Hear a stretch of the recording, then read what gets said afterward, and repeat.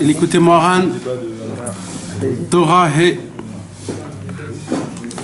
On est au début du petit bête.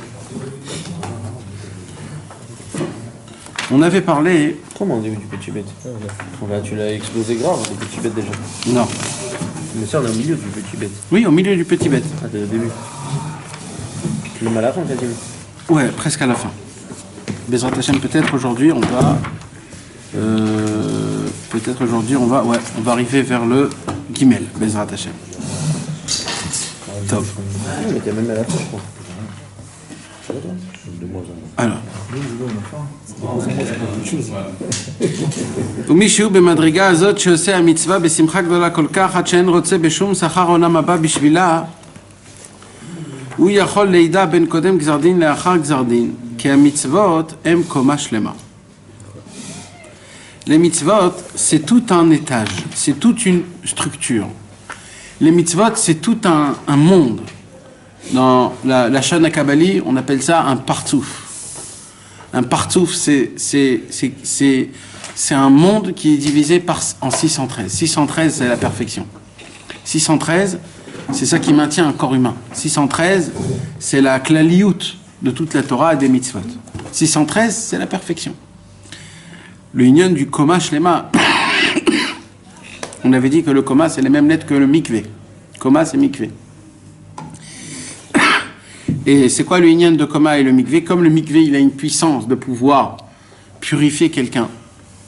Et le mikvé, il se tient d'Afka sous il doit être sur de la terre. On ne peut pas faire un mikvé dans un étage ou dans un... Le mikvé, il doit être posé sur la terre, tout le temps. C'est la halakha. Ouais. Un petit peu, juste. On ne peut pas faire un mikvé qui est sur un étage ou un truc comme ça. C'est comme ça, la halakha. La halakha, c'est que l'eau, elle doit être posée par terre. C'est le mikvé parfait de Minatora, mais Vina Rabbanan, il y a des mikvés comme ça, non? Ouais. C'est-à-dire quoi, parfait? Un mikvé normal. Mikvé pour femmes. Mikvé pour femmes. C'est ça. Il y a des mikvés pour hommes qui sont... Non, mais même pour mikvé pour hommes, c'est adif de se tremper dans un mikvé parfait. Dans tous les cas. Adif de se tremper dans un mikvé parfait. Donc à Paris, il y a celui de la République, là, si on est sur un étage. On peut faire sur l'étage. À République? Il y a un mikvé, au premier étage. Il y a un mikvé au premier étage? Il y a plein de mikvés. On peut faire sur l'étage. C'est pas parfait. Non, c'est pas grave. C'est pas... Top. En tout cas, le mikvé, le Ikaradin, le mikvé, il doit être posé sur la terre. C'est comme des tombes, hein. Pourquoi? Parce qu'après, c'est Mekabel Toumas. Il y a un problème dans ça. Donc, ça doit être posé sur la terre. Et le Inyan, que ça doit être posé sur la terre, c'est un Inyan qu'il y a un chibour spécial avec l'eau et la terre. Ça a été les deux premières choses qui ont été créées au tout début. La première chose, c'était l'eau. La lumière, ouais, la lumière, c'est encore quelque chose qui est... Tu peux pas le toucher. Mais la première création palpable, ça a été l'eau. Dafka, dans le Keter Shem Tov, il dit un truc beau sur le mikvé avec la terre. Il dit que l'homme, à la base, l'homme, il est créé comme de la terre, il vient de la terre. Et maintenant, comment tu fais pour être métaillère, un clic qui est fait de Kheres? Tu peux pas le tremper dans l'eau. Shvirato. Shvirato, il faut le casser, il faut le briser pour pouvoir le purifier. Et donc il dit le Baal Shem Tov qu'il faut faire une introspection avant de rentrer dans l'eau pour se briser, comme si on cassait notre cli pour pouvoir se purifier. Sinon ça marche pas. De rentrer dans le mikvé si on fait pas de tchouva. Ouais. Ah. Si on pense pas à vouloir faire tchouva, ça marche pas. Waouh, c'est énorme ça. Ouais. Wow. Et le top du top, c'est un Marianne peut-être ou un lac? Wow. un Mayan, un lac, ouais, Maïm Chaim, de l'eau de la source, c'est le top. Mais c'est très bien. Il y a des halachot sur ça. Il faut mikvaot et c'est mieux toujours de se tremper dans un vrai bon mikvé. Les gens qui croient que d'aller à la piscine c'est compter comme le mikvé, c'est totalement des bêtises. Une petite douche. Même une douche, il faut se tremper dans un vrai mikvé. Ça va pas. Hein? C'est vraiment en cas de possibilité. Ouais, bien sûr. Un homme vaut mieux qu'il se trempe, bien sûr. Et si tu dis qu'il étudie de l'eau froide pour casser le corps? Chacun il fait ce qu'il veut. Et toi, tu dis quoi? Vas-y, messieurs, vous venez. Chacun il fait ce qu'il a envie. L'État d'Israël, ça Ça veut dire que dans le mikvé, il y a plusieurs degrés de tromper dans le mikvé, le mikvé de la mer, le mikvé Mayan. Ouais. Je suis du Hari, c'est sur le plus haut des mikvés. Ah bon? Du coup, ouais. Je sais pas si Dafka le mikvé Hari c'est le plus haut de tous les mikvés. Il était rentré dans un mikvé, tu sais. Je sais pas. Celui qui est trempé, il avait une aura qui tenait comme ça. Je sais pas. Je saurais pas te dire comme ça. Mais c'est la mission, peut-être, c'est le cas. Il y a plein de mikvés qui sont très très spéciaux.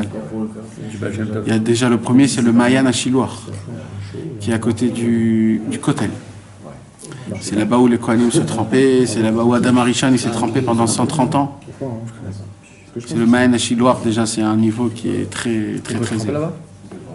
Des fois, oui, ouais. Je crois que maintenant on peut se tremper, il y a de l'eau. Mais c'est un peu dangereux, il y a des Arabes. La nuit, les gens ils vont là-bas la nuit. C'est où ça? Il y a le Mayan à Chiloir. Il y a aussi le Mayan d'Avraham Avinu à Hebron. C'est des Arabes. Vraiment le Mayan d'Avraham Avinu. On dit, je sais pas, je saurais pas te dire. C'est Mekoubal comme ça. C'est Mekoubal comme ça, que c'est le Mayan d'Avraham Avinu. Il y a beaucoup d'endroits qui sont vraiment spéciaux. Il y a le Mayan de Meron, On n'y va pas assez. Hein. il y a le Hari, il y a Shmaya et Aftalion. Quoi, il y a un hiver là? Après Méron, il y en a, ils vont pour pas aller au Hari. Passe pas. Baal Shem Tov. J'ai pas fait celui-là. Il est magnifique. Le Mayan du Baal Shem Tov. Magnifique. Bien fait. Le mikvé de Rabbi Nathan, Rabbi Nachman, Bah, le milieu de Rabbi Nathan, c'est le fleuve qui est juste en bas. Là. ah, il était sur le fleuve. Je crois. Je crois qu'il y a eu un peu. Pour revenir à Même quand il était malade. notre conversation, Bezrat Hashem, on a étudié donc que on est sur le point de l'application des mitzvot Besimcha. Rabbeinu nous a dévoilé un secret mamash énorme, un chidouj gadol me'od. C'est le lien qu'on peut avoir avec Akadosh Baruch Hu, mais pas juste le lien qu'on peut avoir avec Akadosh Baruch Hu. C'est beaucoup plus que ça. Aujourd'hui, j'ai lu qu'il y a un Zohar qui dit Oraita kuchabrichu ve'Israël chado. La Torah, Akadosh Baruch Hu et le Ham Israël, ça forme un. Alors, la question c'est, ça veut dire quoi? La question est, est-ce que ça veut dire que ces 3 points... Le miracle aussi. Non. Tu avais dit dans le truc qui tombe tout le temps. Non, mais je parle pas de ça. D'accord. Sur le lien du Zohar, les 3, c'est Kuchabrichu, Raïta ve Israël. Alors la question du Zohar, c'est, est-ce que ces 3, ce sont 3 choses qui sont 3, mais qui sont pareilles, mais c'est quand même 3 choses. La Torah, c'est la Torah. Dieu, c'est Dieu. Le Ham Israël, c'est le Ham Israël. Chacun de son côté, mais les 3, ils sont dans le même. C'est la même chose, ça veut dire, mais la Torah, c'est la Torah, ou pas. Ou alors, ce sont juste 3 choses que ensemble, ça forme Hachem. Ensemble, ça forme une complémentarité. Alors, le Zohar HaKadosh, là-bas, il ne répond pas ouvertement. Dans les Mefarshim du Zohar HaKadosh, ils sont médaillés un point très important, et ils disent comme ça. La Torah en elle-même, l'essentiel de la Torah, c'est quoi? Ce sont les mitzvot. Et un des Mefarshim, le Mikdash Melech, il dit comme ça, il dit, les mitzvot de la Torah, et Akadosh Baruch Hu, c'est mamash un. C'est mamash un. C'est mamash un. C'est une chose, c'est la même chose. Vous savez, on a tous des fois des comment on appelle ça, des inyanim. Comment ça s'appelle, des mini ségoulottes qu'on fait. Les ségoulottes, ça c'est un inyan pour ça c'est un inyan, c'est une ségoula pour la parnassa. Quand tu fais comme ça et comme ça, si tu te lèves la nuit, à ce moment-là, il y a des choses comme ça et comme ça. Et les gens, ils adorent ces choses-là. C'est bien, c'est pas quelque chose rasvé shalom de mal. C'est des choses qui sont très très bien. Mais maintenant, ce qui se passe, c'est quoi, mes amis? Il se passe qu'il y a un autre truc. C'est que Baruch Hashem, nous, on oublie un des points les plus merveilleux possibles, que moi, personnellement, je l'ai capté qu'il n'y a pas longtemps. Je l'ai senti il n'y a pas longtemps. C'est que c'est qu'en vérité, nous, toujours, on est à la recherche d'un tzaddik très spécial qui a dévoilé un très grand ridouche. Toujours, on parle de ça. Un tzaddik, il a dévoilé un grand ridouche. Si tu fais ça, tu fais ça. Si tu fais ça, tu fais ça. Et ainsi de suite, et ainsi de suite. Mais en vérité, les mitzvot, ben, mettre la mytho. Les mitzvot, c'est quoi? La mitzvah en elle-même. Quand la Torah, elle te dit les téphilines. C'est quoi les téphilines, en fait? Si on essaye de l'expliquer dans notre langage d'Avodat Hashem. C'est quoi les téphilines? C'est la Torah, en fait, elle dit comme ça. Je vais vous le faire à ma vision, à moi-même. D'accord? Les téphilines, c'est quoi? C'est un tuyau, une antenne que tu vas la construire dans ton corps à toi, dans tes veines, dans ton sang, dans ton cerveau. Tu vas coller des comment on appelle les trucs? Des électrodes. Tu vas mettre vraiment des électrodes dans ton corps, qu'au moment où tu vas mettre ces électrodes-là, ça va envoyer des notes dans le ciel, et il va créer un lien, comme un téléphone, qu'il envoie une onde, et l'onde, elle vient, elle part, et comme ça, et ça va créer un lien direct avec Akadosh Baruch Hu, qu'au moment où tu as les bonnes pensées qu'il faut, tu dis les bonnes choses qu'il faut, tu as une possibilité de pouvoir atteindre, capter, ressentir une divinité comme il n'y a jamais au monde. Ça, tu dis connecté, c'est différent que c'est Hachem lui-même. Tu dis c'est Hachem lui-même. C'est Hachem lui-même ou c'est connecté? Non, là je parle d'un autre truc. Là, je donne un exemple déjà. Déjà un exemple d'une vision déjà. Alors, vous avez compris là de ce que je suis en train de vous expliquer? Maintenant tout ça, si maintenant je viens et je dis, tu sais, il y a une possibilité, vous savez, des fois, quand il y a une fois par an ou alors une fois tous les 9 ans, le 9e mois du 9e jour, de la 9e semaine, de la 9e heure, la 9e minute, la 9e seconde. On dit que tous les 9, c'est un... Et les gens, ils attendent ça, c'est une fois tous les 9 ans, c'est une fois tous les 9 ans. Ça tombe pile poil. Et nous, qu'est-ce qu'on fait? On se prépare, on est chaud, on va se dire, oh là là, qu'est-ce que je vais pouvoir faire rentrer dans une minute? Tout ce que je peux pendant les 9. Et on le fait tout ça. Et tout le monde le fait, tout le monde attend, il t'appelle ta maman, t'appelle ton frère, t'appelle tout le monde, écoutez, la 9e minute, la 9e jour. Mais vous savez, mes amis, c'est quoi qu'on a oublié? On a oublié que quand on met les téphilines, c'est 1 milliard de fois tous les 9. Pourquoi chez nous, c'est pas comme ça? Pourquoi on le ressent pas comme ça?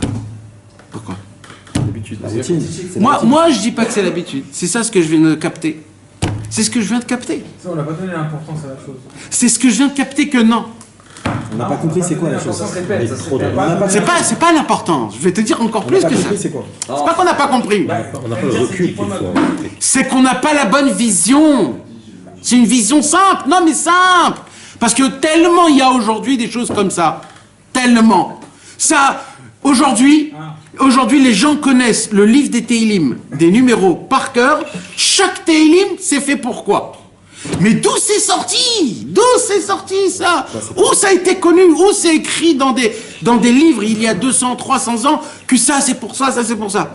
Il y a un livre ancien qui s'appelle Shimush Teilim. Le Shimush Teilim, c'est un livre qui a été écrit, je ne sais pas où exactement, mais chez les côtés des Sfaradim, que Behemet, à l'époque du Chida, le Chida, il a donné son appui sur ce livre, comme quoi, Behemet, il y a une ségoula spéciale dans chaque mizmor qui est fait pour ça. C'est une ségoula. C'est bien, c'est bien.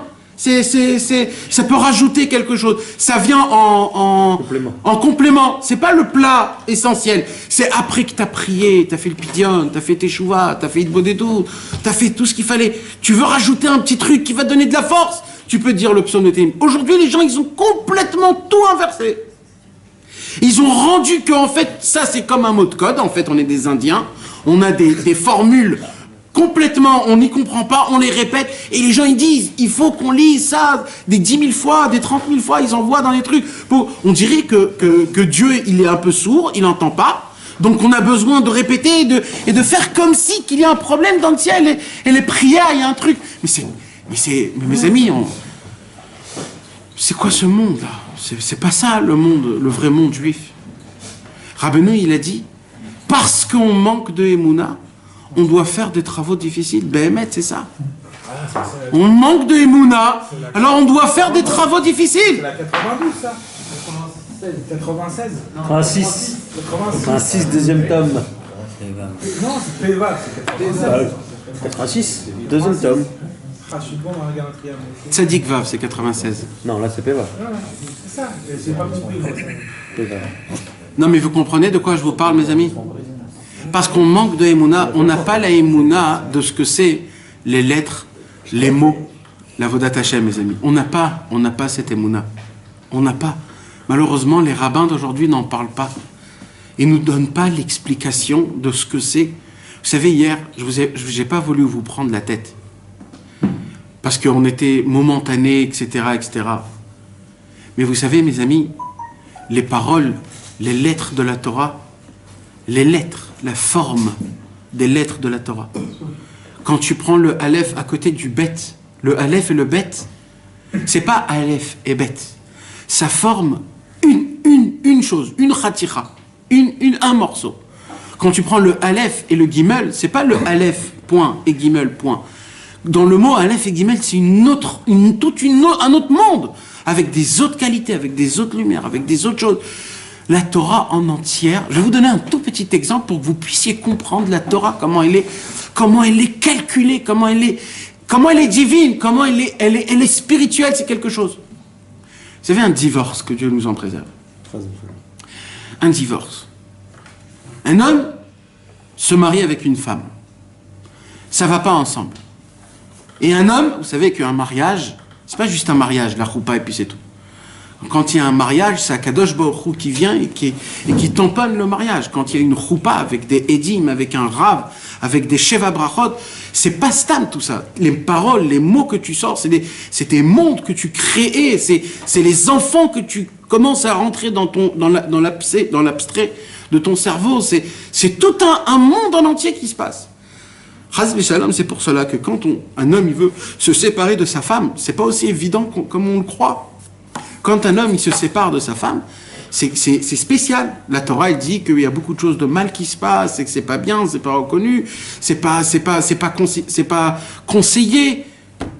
Et si en fin de compte le mari veut se marier, il veut quand même divorcer à sa femme, alors il n'y a qu'une seule chose qui pourrait faire que maintenant ce lien qu'il y a eu, il n'existe plus. Et que dès maintenant cette femme devient Asura, elle devient interdite, terminée. C'est comme maintenant, c'est comme du feu. Tu n'as plus le droit de la toucher, tu n'as plus le droit.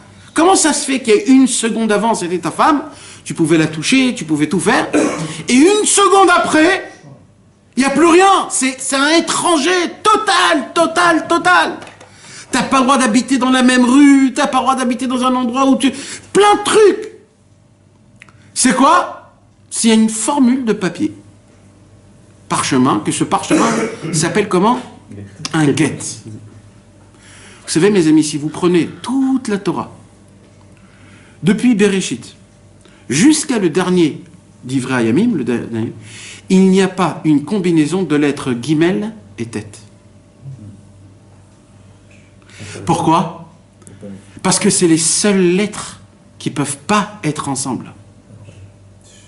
Quand tu donnes cette formule de guet, tu crées une explosion. Ce kécher, il explose, et il n'y a plus rien.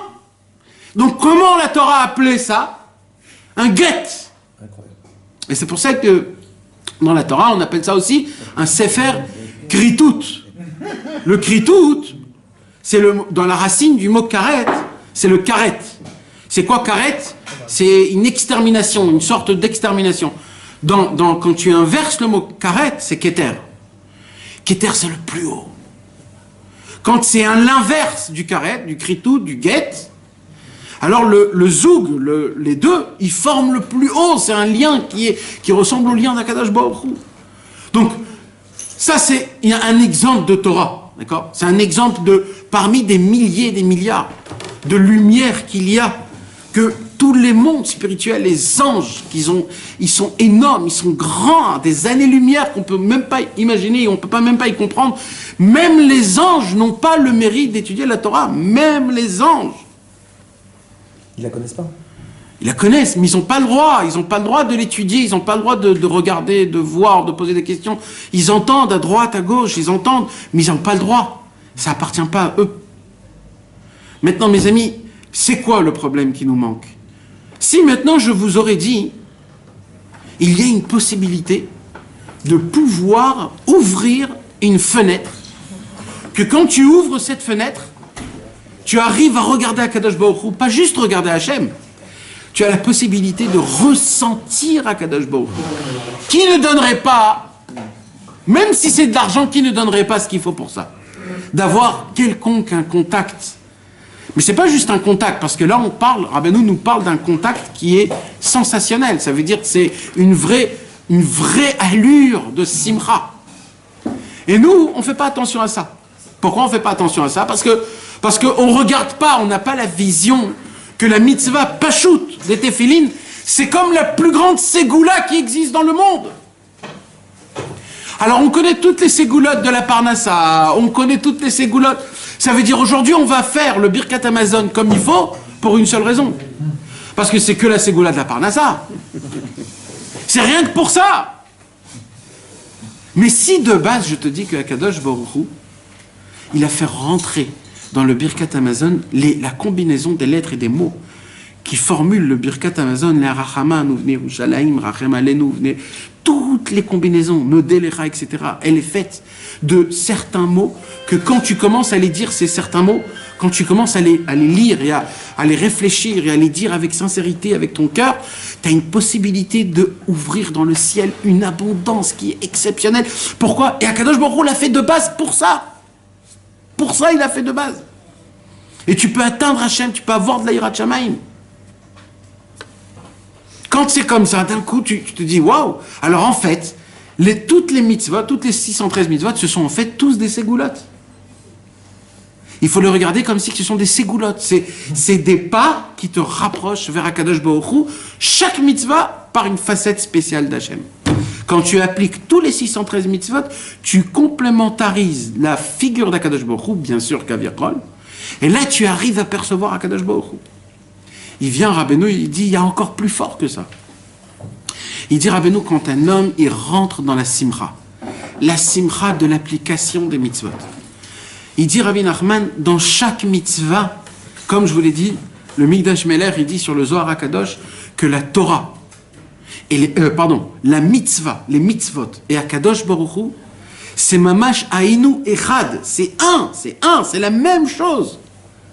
C'est un chidouche gamour. On aurait pu dire que cette mitzvah, c'est une mitzvah, mais c'est pas Hachem, de me dire que les mitzvot, c'est mamash Hachem, c'est Hachem mamash. Rabbeinu, plusieurs fois, à Pessah, quand il prenait la matzah, il disait, je tiens de la divinité. Dans l'écouter à la fois, il dit qu'il y a la simcha de Hachem dans la mitzvah. Il dit pas il y a Hachem. Là, je te parle du Zohar.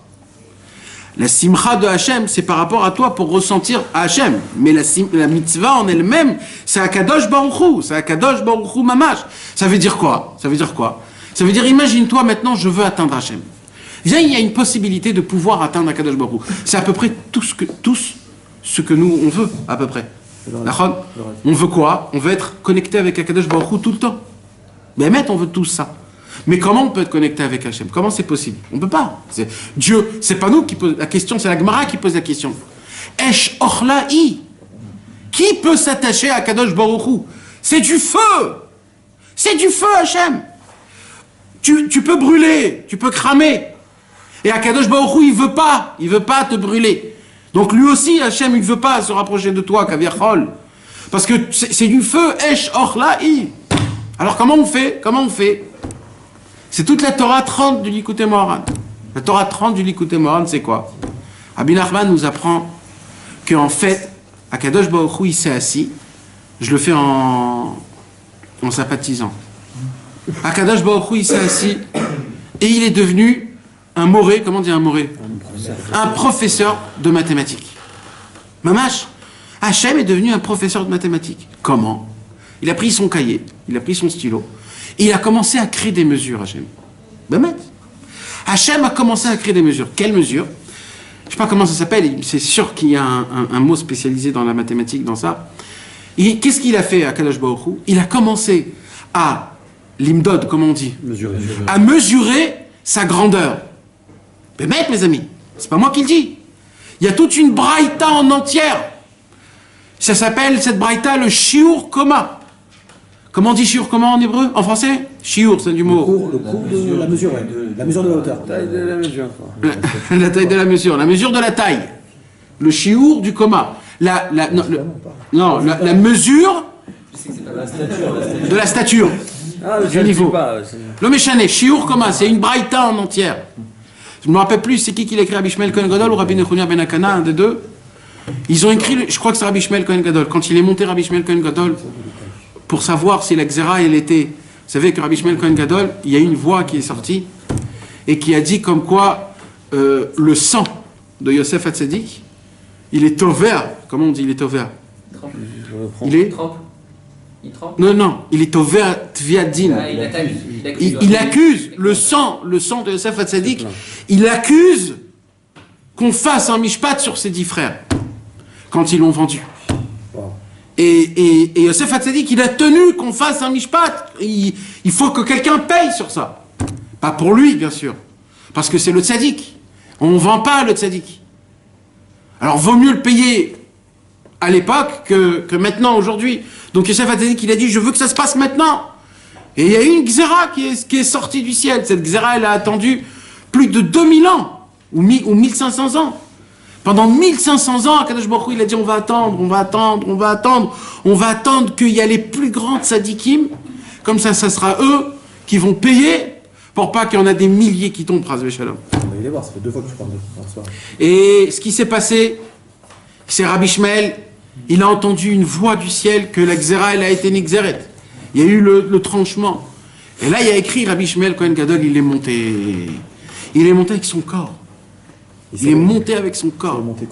Il est monté dans le ciel jusqu'à qu'il est arrivé dans un Meachoré à Pargod, derrière un rideau.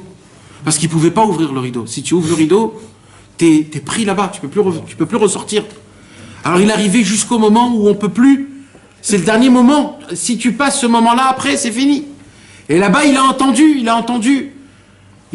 comment le nom d'Hachem, dans la Gemara, dans Masechet Brachot, elle raconte. Comment Akadosh Baruch Hu lui parle. Il y a écrit qu'Akadosh Baruch Hu lui a demandé une bracha à Rabbi Shmuel. Il lui a demandé une bracha. Rabbi Shmuel, c'était pas Stam. Donc on voit, et dès qu'il est descendu, il y a eu toute l'histoire, mais après il a écrit le Shiur Koma, il a écrit la mesure de Dieu. Donc il y a une mesure. Chas v'shalom, Dieu, il est infini, mes amis. Il est immesurable, Hachem. Mais dans le niveau où Akadosh Baruch Hu, il s'habille dans le plus bas des mondes, là-bas, il a une sorte d'apparence. Même cette apparence, elle est fausse, mais c'est une sorte d'apparence. C'est le plus bas endroit où Hachem, il peut se faire descendre, se faire connaître. C'est tout par rapport à nous. Par rapport à lui, il est immesurable, il est infini. Chas v'shalom, Akadosh Baruch Hu, il est infini. Et Akadosh Baruch Hu, il a pris un cahier, il a pris un papier, un crayon, et il a commencé à se mesurer. Mamash. Il a commencé à mesurer ses midot. Il a commencé à mesurer sa grandeur, ses qualités, ses anagotes, comment il dirige le monde. C'est de là qu'il a donné les noms, ces noms. Il s'est attribué des noms. Parce qu'il n'avait pas de nom avant la création. Ouais, mais nous on parle des noms, les noms ils sont bien avant. Là je te parle les plus bas des mondes. Donc dans les mondes supérieurs, il y a un... Et qu'est-ce qu'il a fait Hachem? Il a créé des tuyaux. Ces tuyaux-là, c'est quoi? Ce sont des tuyaux qui partent de très très très large par rapport à la grandeur de Dieu, Kaviachol bien sûr. Et ils viennent à un niveau où le tuyau, il est très rétréci, fait en sorte qu'il n'y a pas une explosion de lumière, parce que quand tu mets, ça veut dire c'est vraiment très très grand, et il est fait en fonction que la lumière puisse descendre au dosage exact, au moment exact, et à l'endroit exact où ça doit sortir, où ça doit descendre. Et comment c'est ça? Comment? Alors Akadosh Baruch Hu, il a créé, comme on a dit ici, un koma shlema. C'est quoi un koma? C'est 613. Ça veut dire quoi? Ça veut dire Akadosh Baruch Hu, il a créé 613 tuyaux C'est les 613 facettes de Dieu, Kaviachol, qui nous appartiennent, qu'on a le devoir de le connaître. Et Akadosh Baruch Hu, il nous dit, voilà, il y a une lumière énorme que vous pouvez me découvrir, me dévoiler, une lumière exceptionnelle, une lumière énorme, énorme. C'est quoi? C'est la lumière de l'enlacement, de l'amour, du chibouk. C'est une lumière où tu sens qu'Akadosh Baruch Hu, il est là en tant qu'un grand-père, qu'il est là, il t'embrasse, ou comme une maman qui te colle bien, bien, comme ça tu as chaud, tu sens que quelqu'un te enlace. Et Hachem, il nous dit, vous voulez ressentir cette lumière? Vous pouvez la ressentir qu'une fois par an. Comment? Alors Hachem, il nous dit, pour ça, il y a plusieurs choses à faire. Il dit quoi? Il dit, pour ça, il faut prendre un marteau, il faut prendre comment on appelle? Des clous. Et tu dois commencer à créer une cabane. Tu dois créer une cabane. Cette cabane, elle doit avoir minimum 3 murs. Minimum. Et il faut que le toit, il soit fait d'une espèce de végétaux que tu mets au-dessus de ton toit. Et il faut que ça soit... Ça, c'est le nefesh. Il faut que ça soit dans une période très spécifique de l'année. Ça doit être le 15 Tishri jusqu'au 21. Pas plus, pas moins. Une seconde avant, il n'y a rien. Une seconde après, c'est un autre monde. Et pour ressentir cette lumière, il faut que tu rentres dedans. Tout ton corps. Que tu déplaces toute ta maison. Que tu manges. Que tu dors. Que tu t'amuses avec tes enfants. Que tu chantes des chants. Que tu sois Bessimcha. Que tu décores cette cabane. Et là, Hachem, il te dit, si tu fais tout ça, il y a une possibilité de pouvoir me découvrir une nouvelle face que tu n'as jamais reconnue.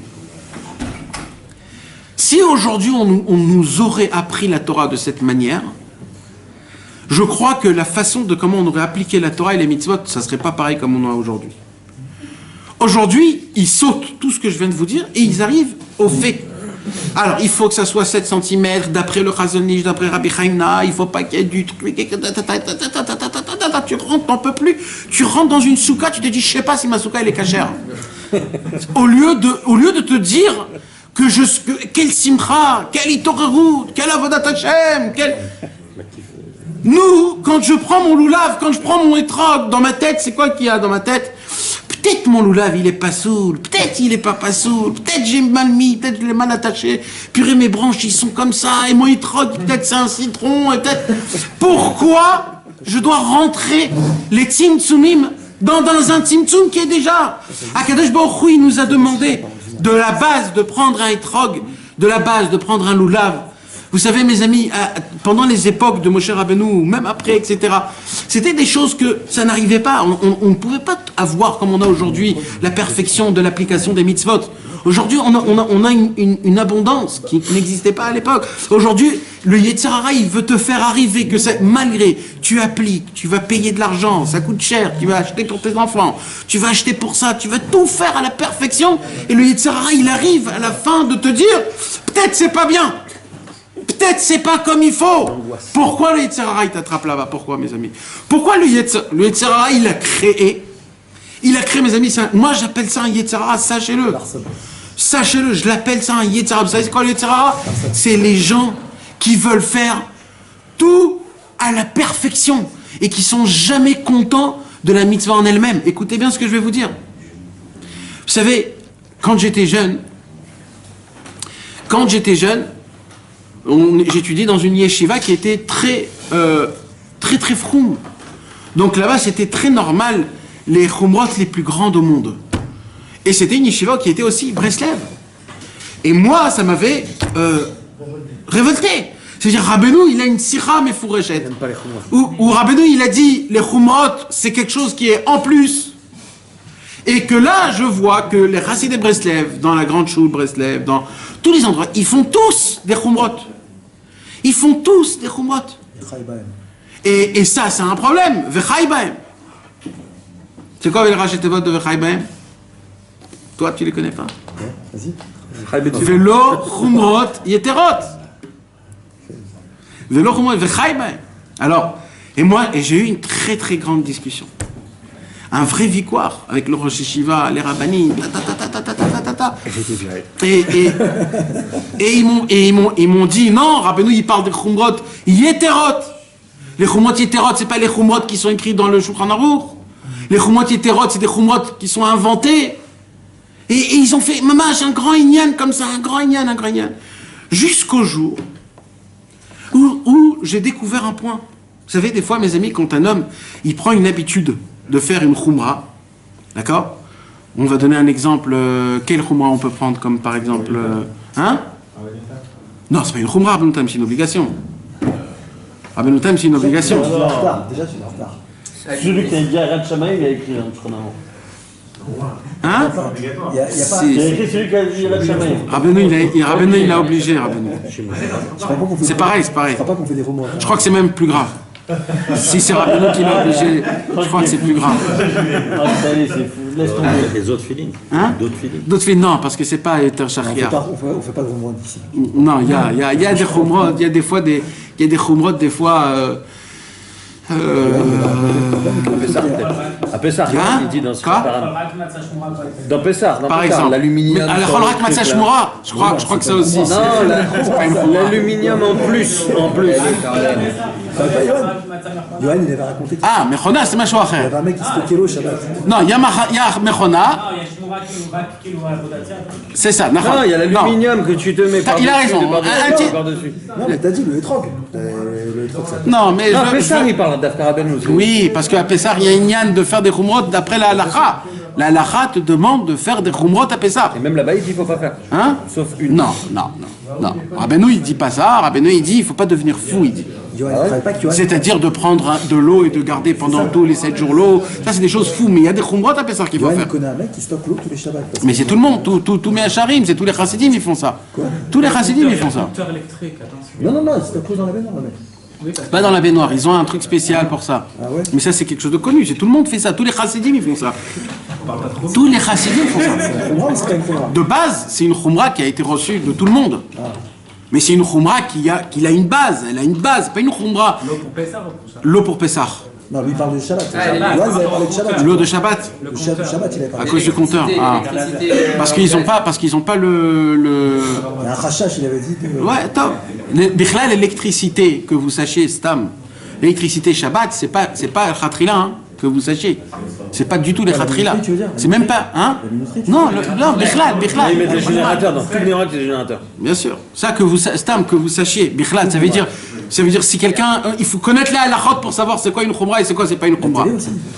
Tov, mes amis, venez, parce qu'on est en train de partir en arrière, là. Alors imaginez-vous, mes amis, une khumra, d'accord? Par exemple, on va donner un exemple d'une khumra. Un exemple, par exemple, un homme, par exemple, qui mange... qu'est-ce qu'on pourrait dire? Curry, c'est ça. Non. Tu sais quoi? C'est une belle.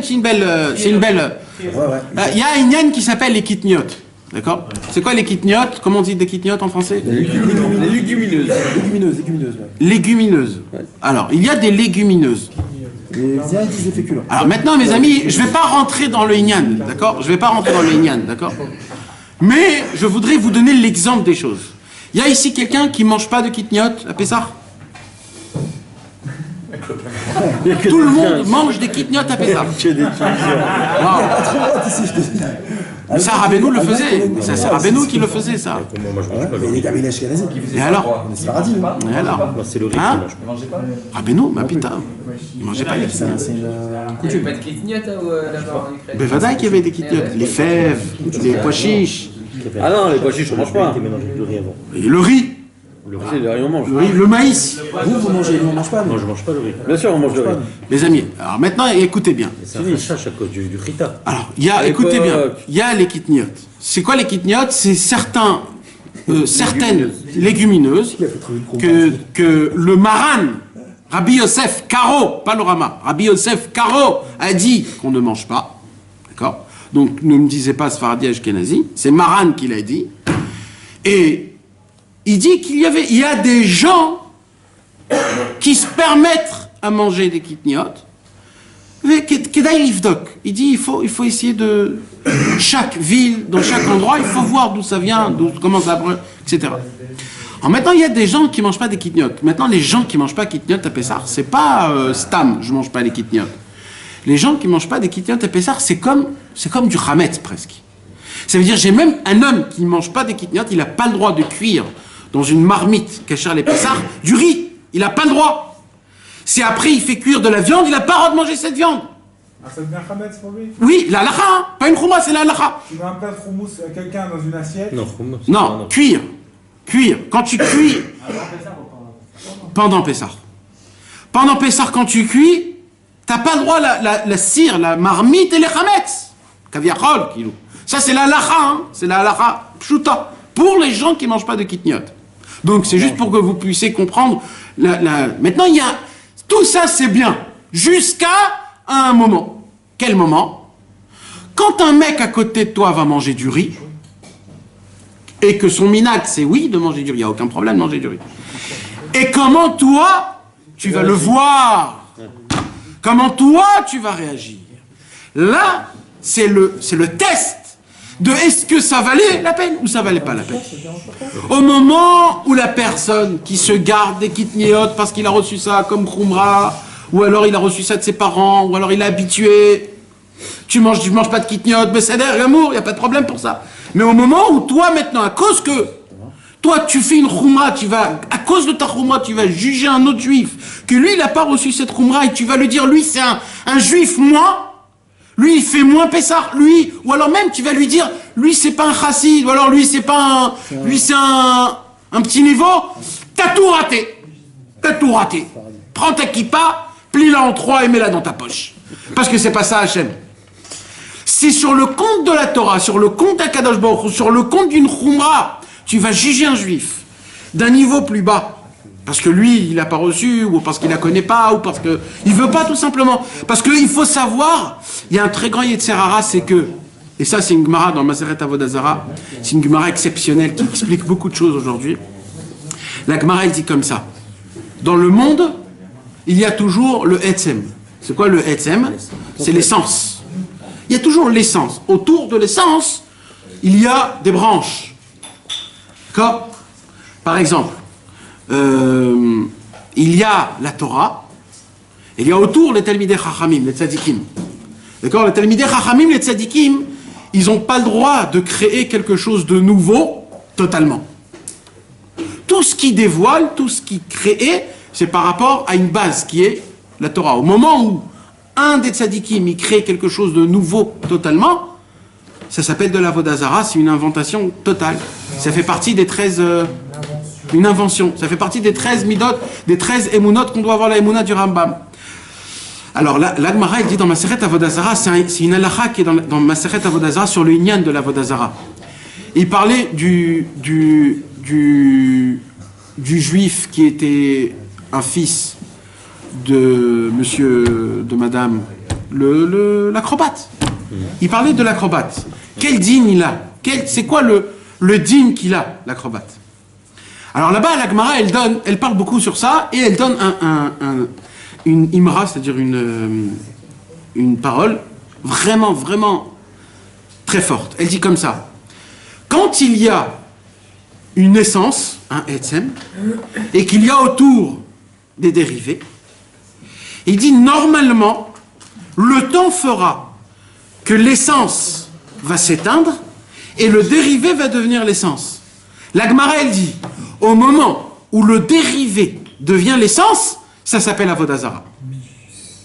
Le digne de l'acrobate, parce que l'acrobate, il est devenu l'acrobate 100 ans plus tard. Donc lui, quand il était vivant, il n'avait pas encore le digne d'Avodah Zarah. Pourquoi? Parce qu'il était un dérivé de Avodah Zarah. Il y avait la Torah, mais lui il est devenu fou, donc lui, il était un dérivé. Maintenant, ce qui s'est passé, c'est que le temps a fait qu'ils ont petit à petit bouffé la Torah. Et la Gemara, elle dit, et ça c'est la preuve que de base, le dérivé n'a jamais été un dérivé de l'essence. Parce qu'un dérivé, il reste toujours un dérivé de l'essence. Et c'est quand qu'on perd l'essence, quand le dérivé, depuis le départ, il a été jamais à côté de l'essence. Vous comprenez de quoi je parle ou pas du tout? Si, bien sûr. Donc, C'est ça l'union. Et ça, mes amis, ça existe partout. Non, ça existe chez nous. Ça existe partout, ça. Partout. On en voit beaucoup qui prennent. Partout. C'est qu'il y a une naissance, il y a des dérivés, et petit à petit, on oublie et on prend le dérivé, et le dérivé devient l'essence. C'est la chose la plus grave. Et ça, hein? Ouais, c'est Exactement. c'est la même chose chacun. Exactement. Exactement. Razvé Ça Shalom. peut être n'importe qui fait des scoulottes au lieu de faire mettre les tefilines. Mais c'est pour, je vous explique tout ça parce que nous, on a fait ça sur les mitzvot et les ségoulottes. Les mitzvot et les ségoulottes, on a rendu des dérivés et des essences. On sait plus c'est quoi l'essence et le dérivé. Aujourd'hui, tu vois des chilonimes qui font rien à part les ségoulottes de ça, et les ségoulottes de ça, et les ça, et les ça. Et ça parce que ça, c'est une ségoula, il connaît tout. Et le monsieur, il a même pas de kippa, pas de tzitzit. Si tu aurais expliqué que la base de la khumra, elle est pour appliquer l'essence de la mitzvah, et que la mitzvah, elle reste le plus important, comme par exemple, un autre truc qui me démange, les gens qui prient avec les kavanotes du Harizal, avec les kavanotes du Harachash. Vous savez, mes amis, quand tu étudies les kavanotes du Harizal et du Rachash, tu rentres dans un monde, un vrai monde. Arrêtez, toi. Vous savez que quand on étudie les kavanotes, on rentre dans un vrai monde. Tu ne peux pas, c'est une sorte d'étude que si tu déconnectes pas, tu peux pas apprendre. C'est une étude que c'est obligé que ça t'attrape ton cerveau, même dans ton travail, même quand tu parles avec ta femme, tu es toujours là en train de calculer les endroits, les trucs, t'es là, t'es mamache, tu rentres, tu vis un autre monde, mamache. Vous pouvez voir que les gens qui prennent les kavanotes du Harizal, on s'en fout si c'est des gens simples, c'est sadikim, je parle de tous, c'est des gens qui ont une neshama spéciale, qui ont la possibilité de rester 4 et 5 heures à faire shacharit tous les jours, de prier 3-4 heures Mincha Arvit tous les jours, Shabbat, de prier du Netz jusqu'à midi. Et ça, c'est très vite. Tous les Shabbats, toute leur vie, ils sont, quand ils prennent le loulav, c'est à peu près 2 à 3 heures, juste les Nahanoïm. 2 à 3 heures. Maintenant, mes amis, il ne faut pas rigoler de ça, parce que c'est des grandes neshamot. Bah ouais. C'est des grandes neshamot. Mais vous savez, c'est quoi le problème? C'est que, qu'est-ce qu'ils ont fait? Ils ont pris, pas tous, je ne parle pas Chas v'Shalom, je parle... Ils ont pris les kavanotes, ils ont rendu les kavanotes l'essentiel. Maintenant, la base de tout, qui est la prière, les mots, le cœur, c'est ça l'essentiel de tout. Tu le vois pas. Alors, par exemple, quand tu dis Baruch Ata Hashem Elokeinu, sur chaque mot de Baruch Ata Hashem Elokeinu, il y a à peu près 2 à 3, 4 pages. Mais Melech HaOlam, il n'y a pas de kavanot dans Melech HaOlam. Après Asher Kideshanu Bemitzvotav, sur les 3 mots, il y a une seule kavana. Et après, plein de kavanot. Alors tu les vois. Baruch Ata Hashem Elokeinu. Et après ils font Melech HaOlam Shem. Qu'est-ce qui s'est passé? Makara. Parce qu'il n'y a pas de kavana dans Melech HaOlam, alors tu les avales les mots. Il n'y a plus de cœur. Quand il y a des moments, par exemple dans Elohai Netzor Leshoni Mera, dans la Amida, Elohai Netzor Leshoni Mera. Quand Elohai Netzor, dans Elohai Netzor, il n'y a pas de kavanot. Dans tout l'Amida, il s'est rempli de kavanot. Quand tu arrives dans Elohai Netzor, les messieurs ils bâclent comme si c'était rien. Le Elerech Hapaimata, que tout le monde dit tous les matins et tous les Elerech Hapaimata, avant de dire Hachem. En combien de secondes vous le dites? En combien de secondes vous le dites? Vous pouvez me le dire? Combien de secondes? Comment vous faites pour dire? Mais c'est partout, Les Ashkenazim, les Sfaradim, c'est partout. Comment vous arrivez à faire aussi vite? Ou alors les David, quand vous êtes assis, quand on dit les David, c'est d'une vitesse, mais c'est de la folie. Ça veut dire vous pouvez jouer du rap, vous pouvez chanter du rap tellement que c'est du... Non mais c'est pas prier doucement, mais je parle pas de prier doucement, mais je parle de prier normalement. Moi je vous dis de... Mais non, mais attends, mes amis, moi je vous parle de rajouter 2 secondes. Vous savez de quoi je vous parle? C'est de rajouter 2 secondes. Mais ben mettre 2 secondes. 2 secondes rajoutées, pas plus. Vous allez voir comment ça change. Les 2 secondes, ils changent tout. 2 secondes, 1, 2, c'est tout. C'est quoi le problème dans tout ça, mes amis? Encore une fois, l'essence a perdu sa valeur, car les dérivés ont pris la place. Parce que les dérivés, quand tu les étoiles, regarde, quand un homme il prie avec les kavanotes, je sais, il faut voir c'est quoi la kavana. Pourquoi de base il est venu à étudier les kavanotes. Et ainsi de suite. Quand un homme il fait une khumra, quand un homme il rajoute quelque chose dans la Vodat Hashem, hein? C'est pas qu'il n'est pas Bessimra, il faut. Non mais il faut savoir pourquoi. Parce que ça peut arriver par l'amour, si. Ça peut arriver par l'amour, par la joie. Même avec le tikkun aklali, ça nous arrive de faire ça. Quoi? Mais comment tu veux qu'il soit Bessimra pour faire le tikkun. Mais après les téhilim en soi, on fait pas attention à tout ce qu'on dit. Ouais, ça veut dire on fait le tikkun aklali rapidement, ça y est, j'ai fait mon tikkun, ça y est, mais en réalité c'est une simoula. Ça veut dire la base c'est de faire les téhilim, de parler à Hachem. Rabbi Avram ben Rabbi Nachman, il écrit dans la Ptira du Biur Alikutim, il y a un livre, le Sefer Biur Alikutim. Au début du Biur Alikutim, il y a une Ptira. C'est quoi cette Ptira? C'est Rabbi Shmuel Horvitz qui a rajouté cette Ptira dans le Biur Alikutim. De base, il vient du Korveor. C'est là où Rabbeinu il parle de l'importance, Rabbi Avram ben Nachman il parle de l'importance d'approfondir dans le Iyun du Sifrei Rabbeinu, d'approfondir les études de Rabbi Nachman. Alors il explique là-bas, Rabbi Avram ben Rabbi Nachman, c'est vraiment c'est quelque chose qu'il faudrait l'étudier un jour en équipe, cette Ptira et cette Akdama. Il faut l'étudier parce que des fois on oublie des bases énormes. On oublie des bases. Là-bas il parle du sujet, comment les mitzvot et Hachem forment une unité, mamash. Et que quand tu prends le loulav, le hétrog, les hadassim et les haravot, et que tu les tiens dans ta main, tu tiens Hachem, mamash Hachem. Pourquoi? Parce que c'est Akadosh Baruch Hu qui a fait faire descendre, il a mesuré. C'est la Torah Lamed. Shiurin de Atvan de Raïta. Akadosh Baruch Hu, il a mesuré des mesures. Comment faire descendre un maximum de lumière dans des lettres, dans des actions, par un temps spécial, un moment spécial, un endroit spécial, par une personne spéciale.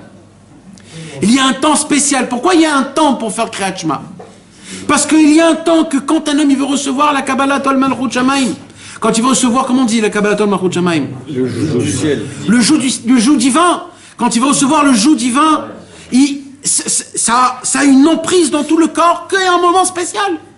C'est que pendant les 3 premières heures de la journée. Pas après c'est moins. Et il y a un temps de Shacharit, il y a un temps de Mincha. Les temps, ils créent des choses. C'est des choses qui se passent, mes amis, c'est des choses qui arrivent.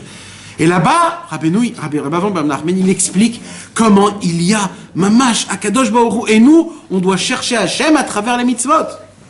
C'est là où Rabbeinu il vient et il dit, il se cache une simcha énorme dans chaque mitzvah. Pourquoi il se cache une simcha énorme? Pourquoi il ne se cache pas une crainte, de l'amour, une confiance, une électricité? Pourquoi Dafka une simcha? Parce que Hachem, on arrive à le découvrir dans ce monde-ci que par la simcha. C'est le seul langage de communication entre Hachem et moi. C'est le seul point commun? On peut dire ça? Non, c'est pas un point commun. Tout est en point commun avec Akadosh. Mais le lien que moi, je peux goûter à Akadosh Baruch Hu, sensationnellement, c'est par la simcha. Le lien. Le chibour, c'est la simcha. Maintenant, la simcha, c'est le point final. La simcha, c'est l'approuvement que c'est émet. Que la sensation, elle est émet. C'est ça, c'est un approuvement. Maintenant, Rabbeinu, il dit comme ça. Notre travail, c'est quoi? C'est de chercher une mitzvah. Et une mitzvah que tu aimes, le Mishané, ce que tu ressens attaché. Et il dit Rabbi Nachman, et par rapport à ça, d'essayer de l'appliquer à la perfection. C'est-à-dire quoi la perfection? C'est pas dafka chayav liot des chumrot. Pas dafka. Ça peut être aussi, hein. Rabbeinu nous permet de faire des chumrot si c'est que dans une seule mitzvah. Rabbeinu, il a dit, si vous voulez faire des chumrot, choisissez une mitzvah, que mamash, vous voulez que ça soit votre mitzvah, et là tu peux mettre le paquet de chumrot que tu veux. Ça reste mamash ta mitzvah, ça tu peux, mais tout le reste, laisse tranquille. On raconte que Rabbi Naftali, il avait pris la mitzvah des tzitzit. Lui, c'était ça sa mitzvah. Il avait plein de tzitzit sur lui, plein. Dès qu'il y avait un petit bout du fil qui se... Il bougeait plus. C'est ça que je Il est resté sur le doigt. Ouais, il bougeait plus, il dit emmenez-moi un petit bout, un tout petit bout. On en avait plein, pourquoi tu dis? Ouais, tous, parce que c'est chacun, il avait des gnani, mais... Quand tu prends une trombra, après, ça te rend obligatoire? Si tu dis Bli Neder, apparemment, non. Si tu te dis dès le départ que je prends ça pas en tant que Neder, normalement, non. C'est pas une khumra. Il y avait des tzadikim comme ça, des chassid de Breslev, que chacun il prenait une mitzvah qui était spéciale. Chacun il avait son inyan à lui. Mais maintenant imagine-toi, par exemple tu prends une mitzvah. Alors Rabbeinu il dit quoi? Alors écoutez bien mes amis, ce que je suis en train de vous expliquer, c'est le Me'anachal. Rabbi Alter Miteplik, il explique ça sur cette Torah, sur le inyan qu'on étudie en train. Sur le Koma Olam, Shana, Nefesh. Olam, Shana, Nefesh. Vous vous rappelez de Olam, Shana, Nefesh? C'est quoi le Olam, Shana, Nefesh? Ce sont les trois dimensions. C'est le temps, l'espace et la chose. Le corps. Le corps ou la chose. C'est les trois points. Alors il dit Rabbi Nachman, il y a Olam, Shana, Nefesh, c'est-à-dire il y a ces trois niveaux-là dans chaque mitzvah. Alors il dit, le Me'anachal, il dit comme ça. Il dit, c'est quoi tout le coma de Olam, Shana, Nefesh dans chaque mitzvah? Alors il dit, dans la mitzvah, il y a trois niveaux. Il y a l'endroit de la mitzvah. Il y a le temps de la mitzvah. Et il y a l'application de la mitzvah. Alors, il y a un temps pour appliquer la mitzvah. D'accord? Par exemple, on va dire, hein? Tu Bishvat, on va dire. C'est pas une mitzvah, mais on va prendre quand même cette hein? Brit Mila, Pessar, toutes ces choses-là. Il y a d'endroit, de temps, Brit Mila. Oui, Brit Mila. Brit Mila, c'est quoi? Tu peux pas le faire que sur une personne qui est née et qui a 8 jours. De base, on parle de base en général. Il faut que ça soit où? Dans un membre spécifique. Tu peux pas faire la Brit Mila autre part. Il y a un membre spécifique où là-bas, Akadosh Baruch Hu nous a demandé, les Chachamim nous ont expliqué que c'est là-bas que ça se passe. Et il faut que ça soit par quelqu'un. Par qui? Par le papa qui donne un shlichut. Donc il y a le temps, il y a l'espace, l'endroit, et il y a la personne en elle-même. Maintenant, cette mitzvah-là, alors, il y a les trois niveaux. Alors, il y a le niveau, il dit, c'est le nefesh. Le nefesh, c'est le roche. Il dit le plus haut, c'est la personne en elle-même. Après, il y a le temps, et après, il y a l'endroit. Dans ces trois étages, tu dois avoir de la simcha, il dit Rabbeinu. Tu dois avoir de la simcha qu'on coupe le prépuce de ton fils. Tu dois avoir la simcha que ça se passe le 8e jour et je le fais parce que c'est la Torah qui me l'a demandé. Et tu dois avoir de la simcha en prenant le Moël, en lui disant je te anime mané au trash liar, la moule et bni. Alors maintenant il dit Rabbeinu, quand tu essayes d'être bessimcha dans ces trois niveaux, il dit, le Me'anachal, et que tu arrives par exemple dans 2 niveaux mais pas dans les 3. Tu arrives par exemple, toi t'es bessimcha du Moël, de l'entend, mais il y a une seule chose qui te dérange, t'es en rasra. Tu t'aimes pas l'idée qu'on va couper le prépuce et balagan. Alors là il dit Rabbeinu, là, tu es en train de prier pour quelqu'un ou pour quelque chose en sachant est-ce qu'il y a une gzéra ou il n'y a pas une gzéra. Alors Rabbeinu il vient, il dit comment tu peux savoir où elle est la gzéra? Alors il dit Rabbeinu dans le coma de Olam Shana Nefesh, tu vois où elle est ta simcha. Où elle est ta simcha d'abord, en parlant bien. T'es simcha comment? T'es simcha du Moël, t'es content du 8e jour, t'es prêt, il y a la synagogue et tout. Mais il y a un seul truc, c'est quoi? C'est le Nefesh. Maintenant, le nefesh, c'est quoi? C'est le plus haut niveau. Parce que le nefesh, c'est le plus haut niveau. Après, c'est le temps, et après, c'est l'endroit.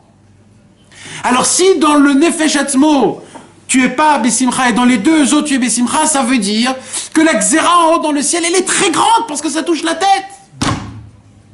Mais si, par contre, t'es bessimcha, que tu vas faire la brit mila de ton fils, t'es bessimcha du Moël, t'es bessimcha de tout, t'as juste une toute petite peur. C'est quoi? Le pauvre, le bébé, il a 8 jours, tu t'imagines, le pauvre, il a 8 jours. Tu parles de quoi? Du temps. Le temps, le moment. Et là, c'est quoi? C'est un niveau qui est plus bas. Alors là, tu peux savoir que si t'es bessimcha au début et à la fin, et pas au milieu, c'est que la xéra, elle est où? Elle est pas encore garoua, elle est pas elle est au milieu, elle est Benoni. Et si des fois tu es Simcha sur 2 et pas sur 1 ou 3, il dit Rabbeinu, en fonction de comment tu appliques les mitzvot, tu peux comprendre où combien Hachem il est Bessimcha, et en sachant comment Hachem il est Bessimcha, tu peux savoir si il y a des décrets sur le Ham Israël ou il n'y a pas des décrets sur le Ham Israël. Moi j'avais compris que c'était le ressenti, la simcha de ton application, c'était comme une connexion, comme on a dit, mais qu'après tu as un surplus de simcha ou pas. Parce que tu as rencontré la simcha d'Akadosh Baruch Hu. Alors, pas au niveau de ton action à toi. Toi, le fait que toi tu en rates pas sur quelque chose, a priori ça n'a rien à voir avec la simcha d'Hachem Yitbarach. Mais quand tu rencontres quelque chose de moindre dans la simcha d'Hachem Yitbarach, alors là-bas ça prouve qu'il y a un manque. D'accord. Alors ce que tu dis, c'est basé. Mais il y a un problème, Kaviachol, que le Biur HaLikutim il relève. Le Biur HaLikutim, je ne l'ai pas compris la semaine dernière. Et rien que cette semaine, je l'ai compris. Parce qu'apparemment, quand tu le lis, tu comprends pas ce qu'il rajoute. Ça veut dire, tu te dis pourquoi il a rajouté des... C'est compréhensible ce qu'il dit. Mais en vérité, le Biur HaLikutim, en quelques mots, il arrive à poser une petite question et il te donne une explication exceptionnelle. Le Biur HaLikutim, il dit, regardez, viens, on le lit dans l'Écoutez Moharan, juste, on va le lire tous ensemble. Je vais vous faire montrer où il y a un petit problème, Kaviachol, ou Rabbeinu, on sent un jeu de mots, d'accord? Regardez, on va lire dedans. Regardez. Aval Navi, Shemit Nabe, Beze Adava. Attends 2 secondes, c'est là ou c'est pas là? D'accord. Umi Sheu Bemadriga Azot. Dans le bet. Sheosea mitzvah besimcha gdola kolkar, ad she'en rotze beshum sachar olam haba bishvila, ou yachol leda ben kodem gzardin lachar gzardin. Et là, il commence à expliquer Rabbeinu. Ki a mitzvot em koma shlema. Les mitzvot, c'est tout un monde. Vehem mechayin et kol hakomot. Et la mitzvah, qu'est-ce qu'elle fait? C'est elle qui donne. La mitzvah, elle donne de la vitalité à toutes les 3 dimensions par rapport à la mitzvah. Si c'est les téphilines, alors c'est le bout de peau, c'est nous.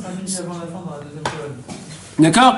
Elle donne chaque mitzvah par rapport à la mitzvah en elle-même, elle donne la vitalité à la chose matérielle. En komat adam, en komat olam, en komat shana. Ki olam shana venefesh הם מקבלים אחריות מהמצוות כמו שכתוב וכל מעשה הוא באמונה. וכתיב כל מצוותיך אמונה והקדוש ברוך הוא אחדות פשוט עם המצוות. הקדוש ברוך הוא c'est une seule unité avec les mitzvot. Écoute bien, Mordechai.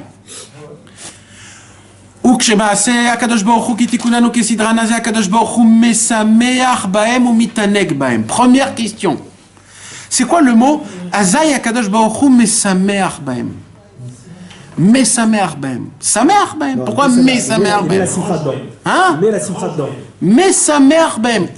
Ça veut dire quoi en français? משמח בהם. Il fait réjouir la simcha. Il met la simcha dans la mitzvah. Non, là on parle des mitzvot. Oui, il met la simcha dans la mitzvah. Non, c'est pas comme ça qu'on dit le mot. Non, il y a un problème de trop. Mesamer Bahem, lui-même, il est content de la mitzvah elle-même. Donc, première figure, c'est Akadosh Baruch Hu est content de la mitzvah. D'accord? Mais sa mère, il est content de la mitzvah.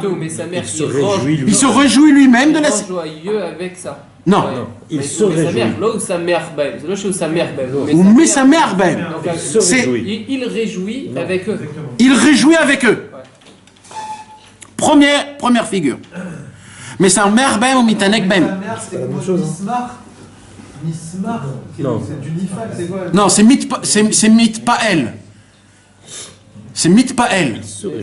C'est Mesamer. C'est Ifil. Non. Le Mesamer Bahem, c'est lui et moi ensemble. T'as plus qu'une seule. Sa mère belle, c'est oublié. On va compter, t'as plus qu'une seule. Mishtamesh. Il est Mishtamesh. Et comme il est Mais sa mère belle. Mais sa mère, il se rend réjoui en réjouissant, en mettant de la... Mais sa mère, mais sa mère Rotam. Ouais. C'est-à-dire, mais sa mère il réjouit elle, avec eux. Il réjouit avec eux. Dans eux. Dans eux. Mais sa mère, Oui, dans eux. Attendez, on va le comprendre tout de suite après, parce qu'il y a plusieurs mots, comment Rabbeinu, il les note, les mots. Alors chaque... C'est vrai que ça va pas ensemble, quoi. Et vous allez voir que c'est pas pour rien. Là, on va voir la grandeur de Rabbeinu, comment chaque mot, chaque lettre, là, on voit par rapport aux lettres, comment c'est un style distinctif. Il se marche, Kmo bal melacha shoseh zekli, vakli ou yafé, azumi tanegba. Maintenant, deuxième figure, va simcha shel hakadosh baruch hu imelu beshet be'amitzvot. Donc là, on voit qu'il y a deux simcha. Il y a une simcha de Hachem, et il y a une simcha qui appartient que à la mitzvah. C'est-à-dire la mitzvah en elle-même, elle a en elle une simcha. On ne sait pas d'où elle vient cette simcha.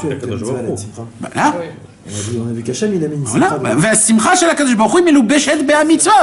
Ok, mais Elle est habillée dans la mitzvah. c'est la mitzvah de Hachem. Non, C'est non. ça. Donc, Elle est habillée par la mitzvah.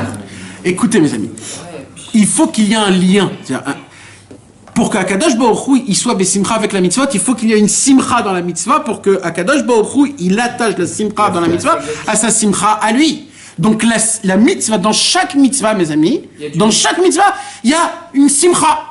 En fait, c'est le Mesamer Bahem, c'est le Bahem dans la mitzvah. Dans la simcha de la mitzvah. Il y a du Mesamer qui Hachem, il a mis le réjouissement qu'il donne aux autres dans la mitzvah. Dans la mitzvah en elle-même. Tu vas voir. Tu vas voir juste après, à la troisième fois. Mais là, tu as compris ce qu'on vient de dire. Là, il y a deux simcha. Il y a la simcha d'Akadosh Baruch Hu, et il y a la simcha de chaque mitzvah. Quand Akadosh Baruch Hu, quand un juif, il applique une mitzvah, qu'est-ce qu'il fait? Il déclenche la mitzvah de la simcha. Et Akadosh Baruch Hu, il s'attache à cette simcha qu'il y a dans cette mitzvah. Maintenant, aucun rapport au mec. Le mec, il est encore en bas, il n'a encore rien touché. C'est que du potentiel. Voilà, il a juste allumé la lumière. La lumière n'est pas encore, il n'a pas encore atteint cette lumière. Pas actif. Hein. Non. Mais, dans le ciel, cette mitzvah a créé une lumière énorme, que nous on a traduit en bas en tant que simcha. Akadosh Baruch Hu, il a vu une simcha pareille, il s'est dit, waouh, je vais vite fait dans cette mitzvah, dans cette simcha. Et il s'attache, Hachem s'attache à cette simcha de cette mitzvah. C'est le premier effet. Et là, Rabbeinu dit comme ça. O mi she'oseh ha-mitzvah besimcha, me-ha-mitzvah be'atzma. Ça veut dire, il dit Rabbeinu, pour que tu puisses te connecter à ce zévouk de simcha qu'il y a la mitzvah et à Kadosh Baruch Hu, il faut que tu aies la même simcha de la mitzvah et de Hachem. Ça veut dire quoi? Oui, mais ça veut dire il faut... Mais ça veut dire quoi? Ça veut dire quoi? Ça veut dire qu'il faut que tu aies la même... Parce qu'il y a plein de sortes de simcha. Il y a une simcha quand tu bois du Coca-Cola, il y a une simcha quand tu manges un hamburger, il y a plein de simcha. D'accord? Quand un homme, il achète un etrog et qu'il fait du etrog, il peut être content de la beauté du etrog, mais pas d'afka de l'application de la mitzvah. Pour que toi, tu puisses toucher la simcha de la mitzvah qui est connectée avec Akadosh Baruch Hu et la mitzvah qui est une lumière qui est énorme, il faut que tu aies la même simcha que eux. C'est quoi la même simcha que eux, il dira Rabbeinu? C'est la simcha de la mitzvah en elle-même. Toute propre. Nathan, c'est comme le Nyan avec le limou du Likutei Moharan. Tu peux avoir une lecture simple du Likutei Moharan, mais quand tu étudies le Likutei Moharan Be'iyun, et que tu arrives à l'intention de Rabbeinu, là où il veut t'amener, tu arrives au Mekouvan, et là du coup tu rentres dans une autre dimension, tu rentres dans la mitzvah en elle-même. Tu rentres dans vraiment là où Rabbeinu il veut t'amener. Nachon. Et c'est d'ailleurs, c'est ça qu'il explique, Rebbe von Nachman, la raison pour laquelle il faut étudier en approfondissant surtout le Likutei Moharan. Et alors maintenant on continue. Est-ce que tu as compris un petit peu? J'ai compris, mais... Enfin, ce que j'ai compris, c'est... Dis-moi. Non, j'ai compris. Non, mais c'est important. Pour imaginer ça, c'est que tu dis qu'il y a une forme de simcha dans la mitzvah. Nachon. Je l'ai pas moi, tu l'as toi? Hein? Tu l'as vu? Où je l'ai vu? Quand il a dit Mesameach, qu'il y a une simcha dans la mitzvah, il y a Mesameach dans la mitzvah. Après, à Kadosh Baruch Hu, quand il y a cette première étape, d'accord, qui est dans la simcha de la mitzvah, alors Akadosh Baruch Hu lui-même, maintenant, il se réjouit. Et à nous-mêmes, maintenant aussi, de se réjouir dans l'accomplissement de la mitzvah. Parce qu'il y avait une forme... Pas de l'accomplissement de la mitzvah, de la simcha qu'il y a dans la mitzvah. De la même manière qu'Hachem, il est sameach de la mitzvah qu'il y a de la simcha qu'il y a dans la mitzvah, nous, on doit être... Quand il y a une mitzvah qui arrive, être besimcha de s'attacher à la simcha qu'il y a dans la mitzvah, automatiquement on va s'attacher à la simcha d'Hachem. C'est s'attacher à la simcha de la mitzvah. La mitzvah en elle-même, de l'application de la simcha, de l'application de la mitzvah en elle-même. Parce que la façon, comment je peux accéder à cette simcha? Faut que tu chopes la simcha de la mitzvah. Il faut que tu l'appliques d'abord, la mitzvah. Mais il faut la comprendre. Qu'est-ce que c'est cette simcha de la mitzvah? Tu l'appliques. Il ne faut pas la comprendre. La simcha, c'est une sensation. Mais c'est pas ma sensation. Oui, c'est pas ta sensation. Donc comment je vais la... Alors en appliquant la mitzvah, il y a une force à te dévoiler une simcha. Mes amis, ça c'est un klal, ça. C'est un klal. Si je vous dis qu'il se cache, Rabbeinu nous apprend qu'il se cache une simcha dans chaque mitzvah. Il se cache. C'est un chidouche gadol parce que Rabbeinu nous apprend que le but, en fin de compte, de tout, c'est de trouver la simcha dans chaque application que tu appliques. Et c'est ça un Oved Hashem. C'est quoi un serviteur de Dieu? C'est quelqu'un qui est sa mère. Ça n'existe pas un homme qui applique Torah au mitzvot et qui n'est pas Bessimcha. Ça n'existe pas. Il n'est pas attaché à Hachem. C'est un chimpanzé, ce monsieur. Vadaï, Rabbeinu il nous apprend. Tu as récupéré la simcha d'Akadosh. Sinon, où est la preuve? La preuve, c'est quoi? La preuve, c'est la simcha. Parce qu'il se cache une simcha derrière chaque mitzvah. Mes amis. Ou alors, si tu vois que le tzaddik, il est Be'atzvut, tu comprends que Akadosh Baruch Hu, il est en dîme. C'est ça le truc. Pourquoi il nous dit que tu peux savoir avant le Gazardin ou après le Gazardin? Parce que si par rapport à la mitzvah que tu dois être dans la simcha d'Akadosh Baruch Hu, si tu vois qu'Hachem il est Bédinim, donc automatiquement tu vas ressentir un manque dans la mitzvah, c'est-à-dire par exemple dans la tête. Les tefilines, je ne ressens pas la lumière des tefilines dans ma tête, donc je sais qu'il y a un Gazardin qui se situe au niveau de la tête. Parce que si tu connais, c'est exact. si tu connais le inyan de la simcha et de faire une mitzvah l'isra, donc la mitzvah pour la mitzvah, c'est la mitzvah, alors automatiquement lui, il pourra savoir si c'est avant le din ou après le din. Bah oui. Donc c'est pour le tzaddik. C'est pour ça Rabbi Nathan, quand il voyait Rabbeinu qui pleurait, il croyait que le monde allait laisser se détruire. Oui, on parle pas de nous. Bah oui, mais quand tu vois les tzaddikim, tu vois la shkina, c'est ça le truc. Regarde le mot maintenant, Mordechai. Nimtza. D'accord? Keshenichnas beha simcha sheba mitzvah. Donc, qu'est-ce qui se passe? Écoutez bien, il y a les trois. Nimtza, keshenichnas beha simcha sheba mitzvah. Ça veut dire que la mitzvah en elle-même, elle a une simcha qui lui appartient à elle personnellement. Après, il dit Unichnas besimchat hakadosh baruch hu. Et là, en rentrant dans la simcha de la mitzvah, il est attaché aussi à la simcha d'Akadosh baruch hu parce que quand il a appliqué la mitzvah, il a déjà fait le lien entre la simcha de la mitzvah et simcha d'Akadosh baruch hu. Parce qu'Akadosh baruch hu, il est très content quand quelqu'un il applique. Mais toi, tu touches pas cette simcha. Quand tu t'efforces à être besimcha, parce qu'il y a un etratson de simcha maintenant. Pourquoi? Parce que t'as fait quelque chose dans le ciel qui a créé. Et là, il y a le troisième. C'est quoi le troisième? C'est toi qui rentre dans la mitzvah. Ça aussi, ça s'appelle Olam Shana Nefesh. Akadosh Baruch Hu, toi et la mitzvah en elle-même. C'est aussi Oraita Kuchabrichou Israël Chadou. C'est aussi tous les nyanim qu'on a dit. C'est ça ce qui a formé Avraham, Yitzhak, Yaakov, les Mochin. Donc là, Mamash, on voit d'après le Lachon de Rabbeinu, t'as vu qu'on voit qu'il y a 3 sortes de simcha? Moi je vois toujours deux. Moi aussi je vois toujours deux. Parce que la simcha de la mitzvah, ça veut dire Akadosh Baruch Hu, la simcha de Baruch Hu, mais le béchet, mais à mitzvah. Ça veut dire que la simcha d'Akadosh Baruch Hu. Regardez dans les mots, mes amis. Regardez dans les mots. Il a créé la simcha, si tu veux, il y a sa simcha qui est. La simcha qui est dans la mitzvah, elle vient, c'est la simcha d'Akadosh Baruch Hu en fait. Non. Il y a la simcha personnelle de la mitzvah, la simcha personnelle de l'homme et la simcha personnelle d'Hachem. Et les trois doivent former une seule. Et quand les trois forment une seule, il y a tout de suite un chibour, une relation énorme où tu peux ressentir mamash où est Akadosh Baruch Hu. Ça part de soi. Ça part du ratson de la simcha. Après, on ouvre les capsules de la simcha qui sont dans la mitzvah. De bien faire la mitzvah. De faire la mitzvah en se disant je suis attaché à cette mitzvah que je veux que mon Gan Eden, c'est que Dieu me le donne maintenant par cette mitzvah-là. T'arrives à une volonté comme ça jusqu'à qu'elle te crée et mettre une simcha pareille. Parce que nous, on s'arrête, tu vois, quand il fait celui qui fait un beau tableau, il est content de son tableau, il met sa simcha dedans. On s'arrête à ça. On voit pas la simcha dans la mitzvah elle-même. Alors comment on comprend maintenant où met sa mère Vahem? Je reviens en arrière. Comment il peut se réjouir? Il se réjouit de la simcha de la mitzvah. Mais de quelle mitzvah? De la mitzvah que lui il a appliquée. Chaque mitzvah a une simcha. C'est ça ce que j'explique. C'est ça qu'on n'arrive pas à faire. Chaque mitzvah, elle a une simcha. Intrinsèque. Mais un tableau. Pourquoi on fait un tableau? Pour que ça soit beau. Donc ça dégage quelque chose. Donc la mitzvah de la simcha, la mitzvah en elle-même, elle dégage quelque chose. C'est quoi qu'elle dégage? C'est beau. C'est très beau. Donc en fait, il y a une simcha, des mitzvot qu'on fait comme il faut. Ça veut dire que dans ta tête, quand tu appliques une mitzvah, quand tu fais un tableau, alors en vérité, tu dois t'attacher à la mitzvah en elle-même.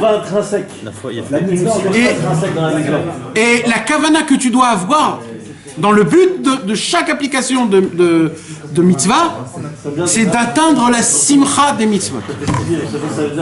C'est le but. Connecté à la simcha d'Akadosh Baruch Hu.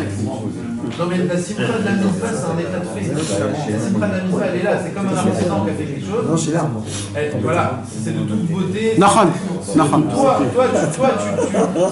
Ah Benoît a donné. Tu viens avec la simcha, tu te connectes à la chose, et ce qui est généré de ça, ou ce que tu gagnes de cette connexion-là, c'est de pouvoir goûter à la simcha d'Akadosh Baruch Hu qui est derrière. Alors Ouais, c'est comme ça. Rabbeinu nous donne un petit exemple. Il donne un exemple d'un artisan qui fait un tableau. Voilà. Chaque artisan, quand il crée quelque chose, il le crée pourquoi? Pour une utilité spéciale. Quand on parle d'un artisan, la chose qu'il a créée, l'artiste, l'œuvre qu'il a fait, elle dégage quelque chose. Ça peut être quelque chose qui fait peur, ça peut être quelque chose qui est beau, ça peut être quelque chose... Stam. Cette chose qui dégage, c'est la chose en elle-même en fait. Quand Akadosh Baruch Hu, il a créé la mitzvah au départ, il a créé pour que cette mitzvah en fait, dans le tahlit de cette mitzvah, c'est qu'elle dégage une simcha. Donc la mitzvah, c'est la simcha en fait. Donc il y a la simcha d'elle-même. Après, Akadosh Baruch Hu, il est content de la mitzvah en elle-même. Quoi? Que moi je l'applique. Que la mitzvah, elle est belle. Il est content de plein de smarot. Maintenant, moi, je peux être détaché de tout ça et le faire tout simplement. C'est pas grave, même si je le fais sans simcha. Pourquoi? Parce que j'ai pris les deux smarot, je les ai réunis avec Hachem. Mais moi, j'en profite pas. Ah ben nous, il vient, et il dit, c'est pas juste de profiter de la simcha, c'est de connaître où Akadosh Baruch Hu se situe pour pouvoir prier, pour pouvoir ressentir. נמצא כשנכנס בהשמחה שבמצווה, הוא נכנס בשמחת הקדוש ברוך הוא שמשמח במעשיו, וזה בחינת ישמח ישראל בעושיו. ישמח ישראל בעושיו. נמצא, il dit רבנו, conclusion, כשיש איזה צער ודין בעולם שן הנפש, quand il y a quelconque de souffrance, de rigueur, dans l'espace, le temps ou la chose, alors c'est sûr qu'il manque de la simcha de Hachem. Pourquoi? Parce que Hachem, il n'est pas content qu'il y ait une xéra sur un espace, par exemple un tremblement de terre, un tsunami, ou alors par un temps. Ça veut dire c'est la conséquence de la simcha d'Hachem. Parce que Hachem, il a sa simcha qui s'est amoindrie, qui vient sur le clic qu'il a créé, ça a créé le din. C'est Nigram qui lui. Nigra. Non, Nigra. Ah, Nigram. Nigra, avec Aïe. C'est déchiré, Nigra. Nigra, c'est moins. C'est garoua, c'est du mot, c'est moins. Nigra. Il se amoindrir, exactement. Kemoshe Katouv, Vaïtatsev, El Libo. Si quelqu'un il va dire, ouais, mais comment vous pouvez dire qu'Akadosh Baruch Hu, il est pas comme ça, non, la Torah elle dit Vaïtatsev El Libo, c'est écrit, ou Kemoshe Katouv, comme on le voit dans la Shrina, Maomeret, Kalani Miroshi, Kalani Mizrui, on voit que la Shrina elle-même, tous les jours, elle dit, malheur à moi, malheur à moi. Veze Shenichnas, Betoch Asimcha, celui qui rentre dans la Simcha. C'est quoi dans la simcha? Encore une fois, c'est pas que lui, il est... Non, il se prend lui, et il rentre dans la mitzvah en elle-même. C'est dans la simcha. Yachol bevadai leda lefi inyan à simcha. Sur le mot inyan, mes amis, des pages et des pages ont été écrites. Im ou kodem xardin, im ou leachar xardin, en fonction de la quantité, ou alors du niveau de la simcha que tu as en appliquant la mitzvah ou les mitzvot, tu peux savoir quelle est la sensation qu'aviachol d'Akadosh Baruch Hu. Laissez-moi juste terminer. Ouais, mais là, tu parles du niveau de la simcha que tu rencontres, pas de ta simcha à toi. Alors, ça se fait tout seul. Non, mais c'est ça qu'on veut dire, le manque. Que le manque, ça peut pas être ton manque à toi, ça peut pas être non plus le manque de la mitzvah. C'est cette rencontre qui n'est pas. C'est ça que je disais tout à l'heure. Le Me'anachal, il dit comme ça, Mordechai, écoute bien. Le Me'anachal, il dit comme ça. Lachen keshadam roe shu yachol lekayem mitzvah kol shei besimcha. Quand un homme, il voit qu'il peut appliquer une mitzvah besimcha. Ulam simchato bilti shlema. Mais sa simcha n'est pas complètement parfaite. Yachol ou le'asik, il pourrait dire, chez la merot shak zera nigzera, même que là, le décret est décrété. Enzu gzera chamura kolkar. Ce n'est pas un décret qui est aussi important. Im leumat zot, unitkal bekoshe atzum lekayem et mitzvah besimcha, achu chash simcha moetet mot. Ça veut dire quoi? Là, il dit comme ça, il vient pour appliquer la mitzvah besimcha, il est en allure, il est en élan. Et quand tu es en élan, tu sens la simcha. Oh là là, ça va être top ce soir, ça va être top, c'est bien, etc., etc. Là, tu n'as même pas encore fait la chose, mais tu es déjà besimcha du avant. Ça veut dire, la chose encore, ça c'est toi qui te l'emmène. C'est ton travail. Oh là là, ce matin, hein? Premier niveau, c'est toi. Purée, on va se lever, on va aller au mikvé, on va prier Shacharit. Oh là là, ça c'est dans ta main. Ça c'est ta main, c'est l'élan. Il n'y a que ça qui t'appartient. Là, il dit le Me'anachal, il dit par contre, tu arrives à la mitzvah en elle-même et tu viens appliquer la mitzvah en elle-même, d'un coup, tu as un coup de barre. Tu sens qu'il n'y a rien. Tu sens qu'il y a un truc qui s'est passé. Tu dis, mais c'est quoi ça? Là, tu dis, là, il y a un truc. Là, on voit que Pourquoi elle est partie cette simcha? C'est parce qu'à Kadosh Baruch Hu, là aussi, oh, dans le ciel, on sent que sa simcha, elle est descendue. Comprenez, mes amis? L'élan, il t'appartient, l'élan. L'élan, en plus, il est facile, l'élan. L'élan, c'est tu te chauffes, en fait. C'est quoi? Viens, on se chauffe, tu comprends? Allez, viens, on se chauffe. On va. Et ben, sauf, voilà. Des fois, on se chauffe. Mais donc c'est ça, c'est si tu te chauffes pas avant, si t'es pas chaud avant et tout, Ah non, ça c'est pour ça qu'il explique. Il dit là comme ça, il dit Vese shenichnas betoch hasimcha. Quelque part, t'es obligé de te jeter dans la simcha. C'est ça. Et après, C'est pas un sentiment stam qui t'arrive. C'est ça. Tu dois jeter. Vese shenichnas betoch hasimcha. si ça descend, alors si ça descend, c'est quoi alors? C'est qu'il y a une xéra bémé, xardine, il y a une xardine. Parce que normalement, c'est pas normal quand tu te chauffes, et etc. Et comment pas savoir? Peut-être c'est nous, on n'est pas bien rentrés. Peut-être c'est nous. Là, Rabbeinu ne l'a pas dit. Si. Si on rentre Bepchitout sans. Bepchitout. Pourquoi compliqué?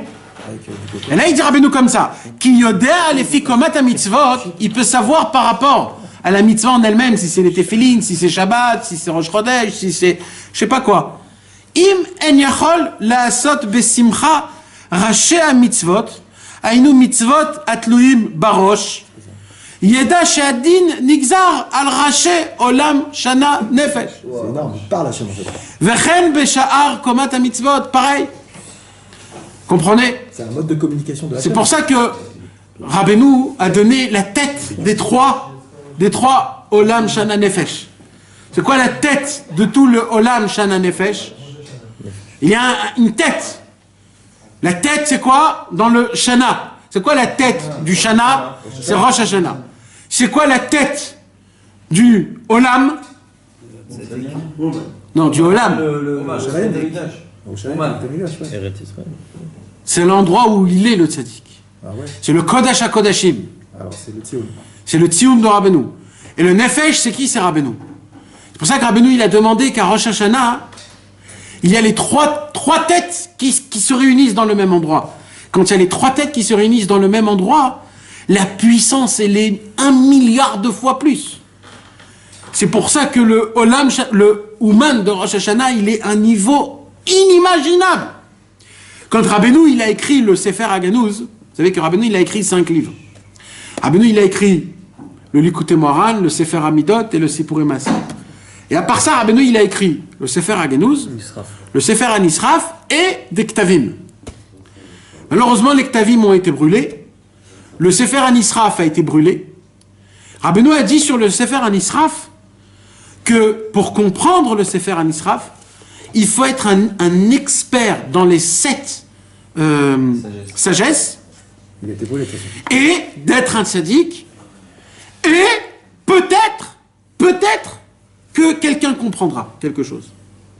Et il dit, le Mashiach viendra donner une explication au Sefer Hanisraf.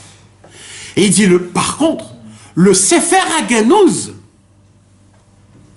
il dit, Rabbeinu, le Sefer Haganouz, c'était le Razin des Razines de Rabbeinu. Ça veut dire, Rabbeinu, il a dit, le Likutei Moharan, c'est le Niglé chez Baniglé, pour moi. C'est le sens le plus bas qui existe. Et il dit, le Sefer Haganouz, c'est le Razin des Razines. C'est le secret des secrets de Rabbeinu. Et il dit, Rabbi Nathan, le Sefer Haganouz, maintenant qu'il a été, on ne sait pas, il a été caché, Aïn l'orata Elohim zulatecha. Aucun œil au monde pourra le revoir, ce livre, tellement qu'il est élevé. Mais Rabbi Nathan, il termine ce Chayei Moharan par une dernière page, une dernière phrase. C'est quoi cette dernière phrase? Il dit, mais mon Rosh Hashanah est encore plus grand que le Sefer Haganouz. Incroyable. Wow. Et dire qu'il y a des gens qui n'ont pas encore été. Pourquoi? Parce qu'il y a le Olam Shana Nefesh. Il y a les 3 en même temps, il y a tout. Il y a moi que j'amène ma tête, il y a le Rosh Hashanah, il y a le Tzaddik en lui-même. Et là, mes amis, venez juste, on étudie Vezeh she'amru rabotenu zichronam livracha beshabes, zochei yumechot beshabes. La Mechilte, la Braïta nous apprend qu'il y a une mitzvah ta'aseh deoraita. Zachor et yom ha-shabbat lekacho. Rappelle-toi de Shabbat. Elle dit la Gemara, il y a une marloquette là-bas entre 2 Tanaïm. C'est quoi de se rappeler de Shabbat? Alors chacun dit ce qu'il dit. Rabbeinu il dit quoi? Il dit Zoreu me'echad be Shabbat. C'est-à-dire quoi?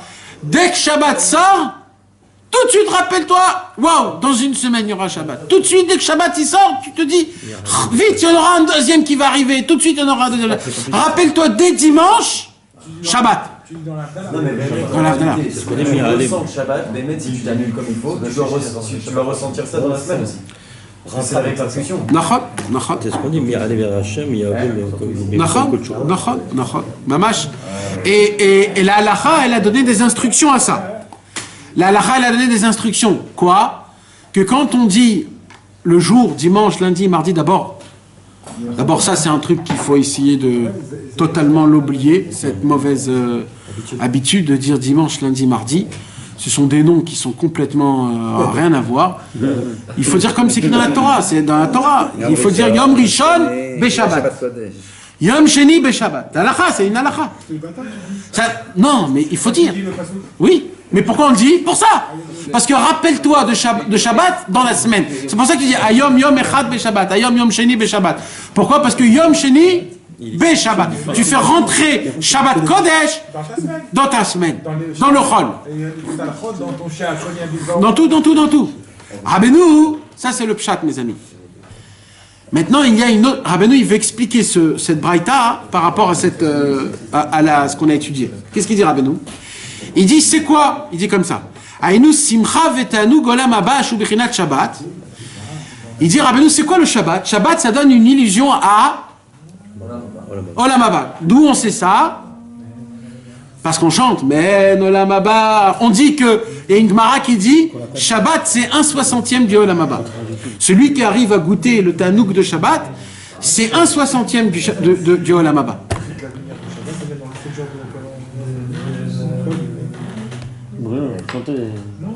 Vous êtes fatigué? Non. Alors, On commence. On est chaud,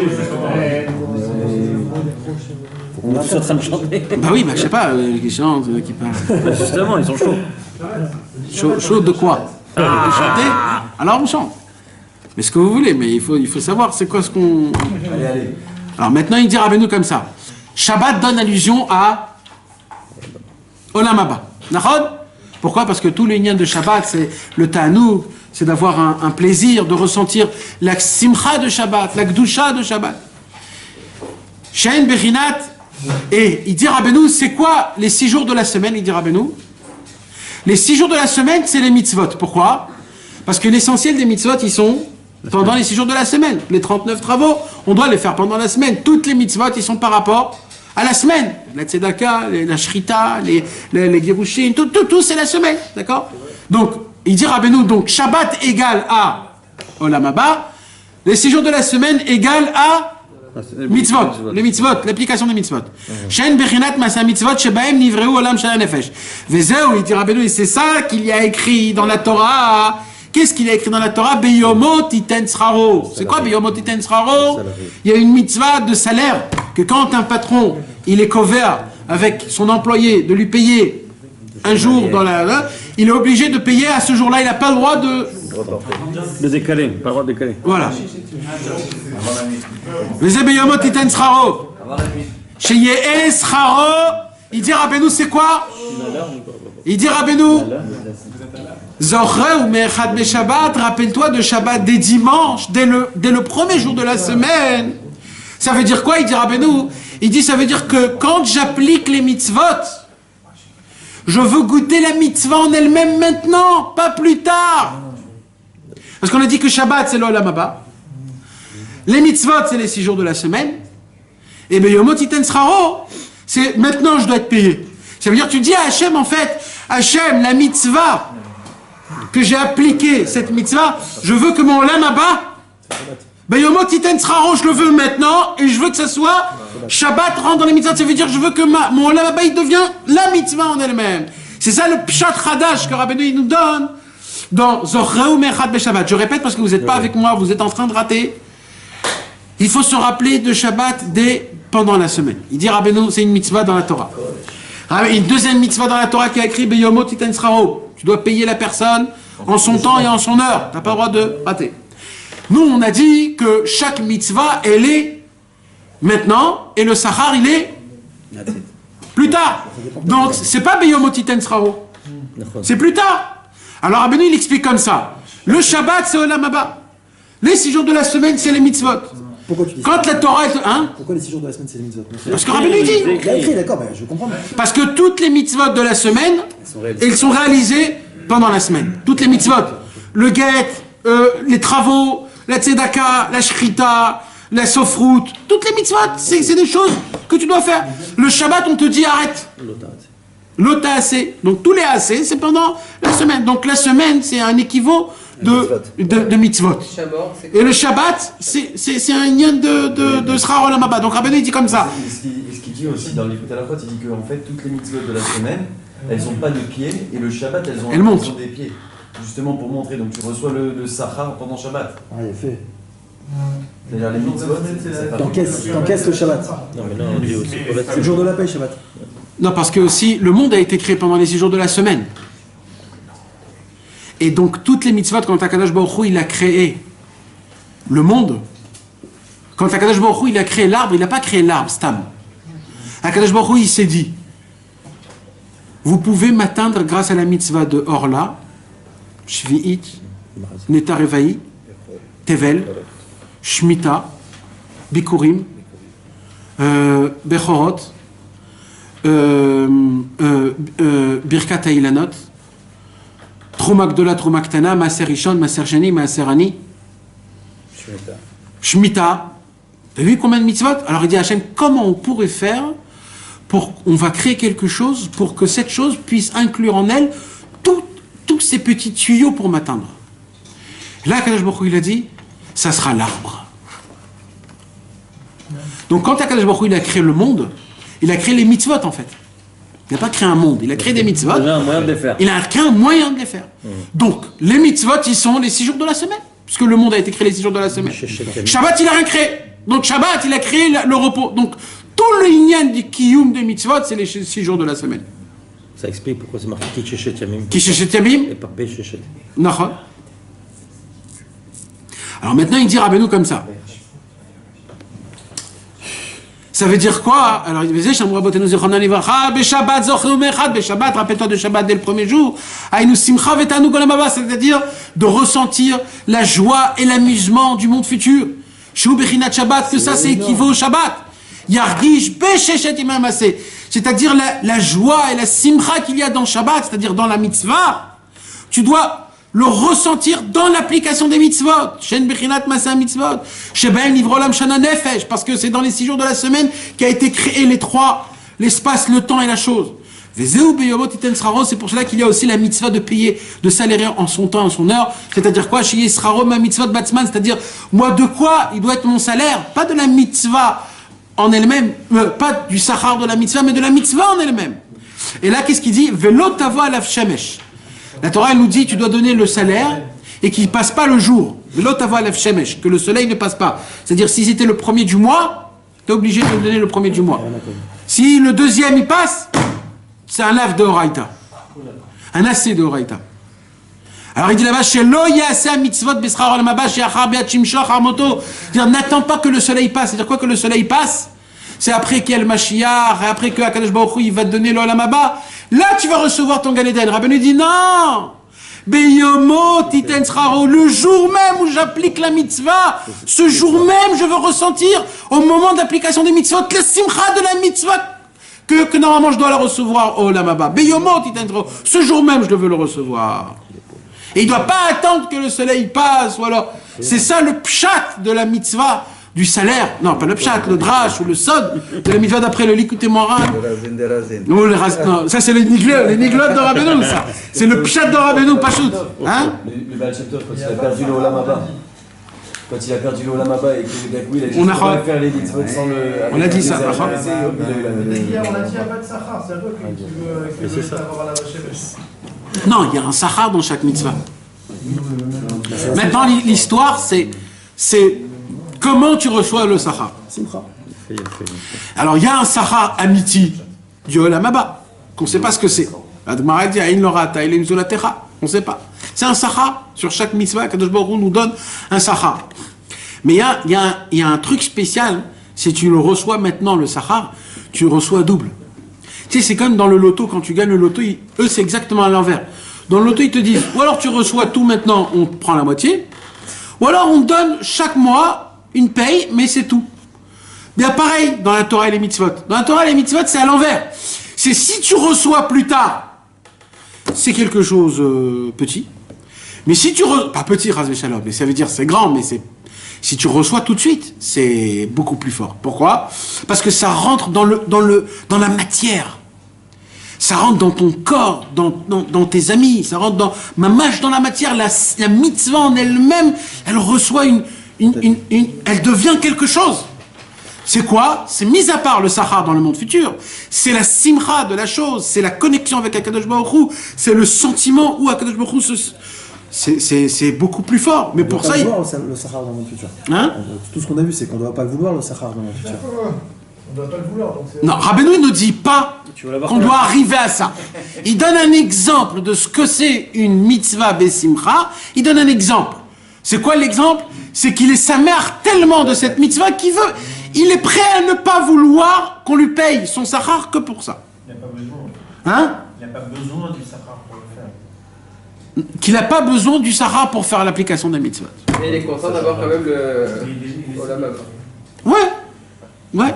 Ça change rien, ça, avec le Nora quand même. En fait, il faut pas servir Hachem pour quelqu'un qui veut recevoir un salaire. Nachon. Je pense qu'il n'y a pas de sira. Nachon. Peut-être qu'on parle de ça dit qu'il n'y a pas de souci. De toute façon, c'est ça qui est Non, c'est une sorte de lolishma aussi. C'est aujourd'hui que tu vis. C'est lolishma de vouloir faire quelque chose en attendant quelque chose en haut. Rabbeinu, il dit c'est bien, parce que c'est dans le bon côté. Mais ça s'appelle remplir le ventre, il dit Rabbeinu. Tu fais parce que tu veux te faire en fait Ah, mais lui, il dit, c'est bien, c'est très bien. Mais il y a un niveau qui est plus haut, que nous, on doit vouloir, ce niveau-là. C'est le niveau de... Tu es tellement attaché à cette mitzvah, tu as tellement un lien fort dans cette mitzvah que tu veux tout le temps appliquer cette mitzvah. C'est comme l'histoire de Rabbi Nachman. Rabbi Nachman, il voulait se rapprocher d'Akadosh Baruch Hu quand il était bébé. Alors, qu'est-ce qu'il voulait faire? Il cherchait à faire plein de mitzvot. Jusqu'à qu'il ait trouvé, quand il lisait le Sharet Zion, il a vu un Leshem Yichud qu'il y a de faire avant chaque mitzvah. Rabbeinu a dit, waouh, je veux lire ce Leshem Yichud. Rabbeinu, il tombait amoureux du Leshem Yichud. Il tombait amoureux, il voulait faire. Alors il disait, purée, il faut que je m'en trouve des mitzvot pour faire plein de Leshem Yichud. Alors il cherchait des mitzvot, mais bon, ça n'arrive pas. Jusqu'à qu'il s'est dit, mais en fait, juste à côté de moi, j'ai des mitzvot. Il dit quoi? Chaque pièce que je vais mettre à la tzedaka, c'est une mitzvah. Alors qu'est-ce qu'il faisait? Il prenait le Sharet Zion, il disait le Leshem Yichud avant de mettre une pièce, et il prenait la pièce avec une joie énorme, et il mettait la pièce, bon, quand ça fait mitzvah. Après, il faisait semblant pour faire quelque chose d'autre, comme si qu'il pensait pas, et d'un coup il disait, oh, j'ai une deuxième pièce, je veux faire une deuxième mitzvah. Il reprenait le Leshem Yichud, ou il remettait la pièce, et il refait comme ça toute la journée, il faisait des pièces toute la journée, jusqu'à qu'il se disait, bon, j'ai fait plein de pièces. J'ai lu une histoire, aujourd'hui, que je connaissais pas. Je connaissais pas une histoire de Rabbi Nathan. Et je peux vous dire que aujourd'hui j'ai rebondi.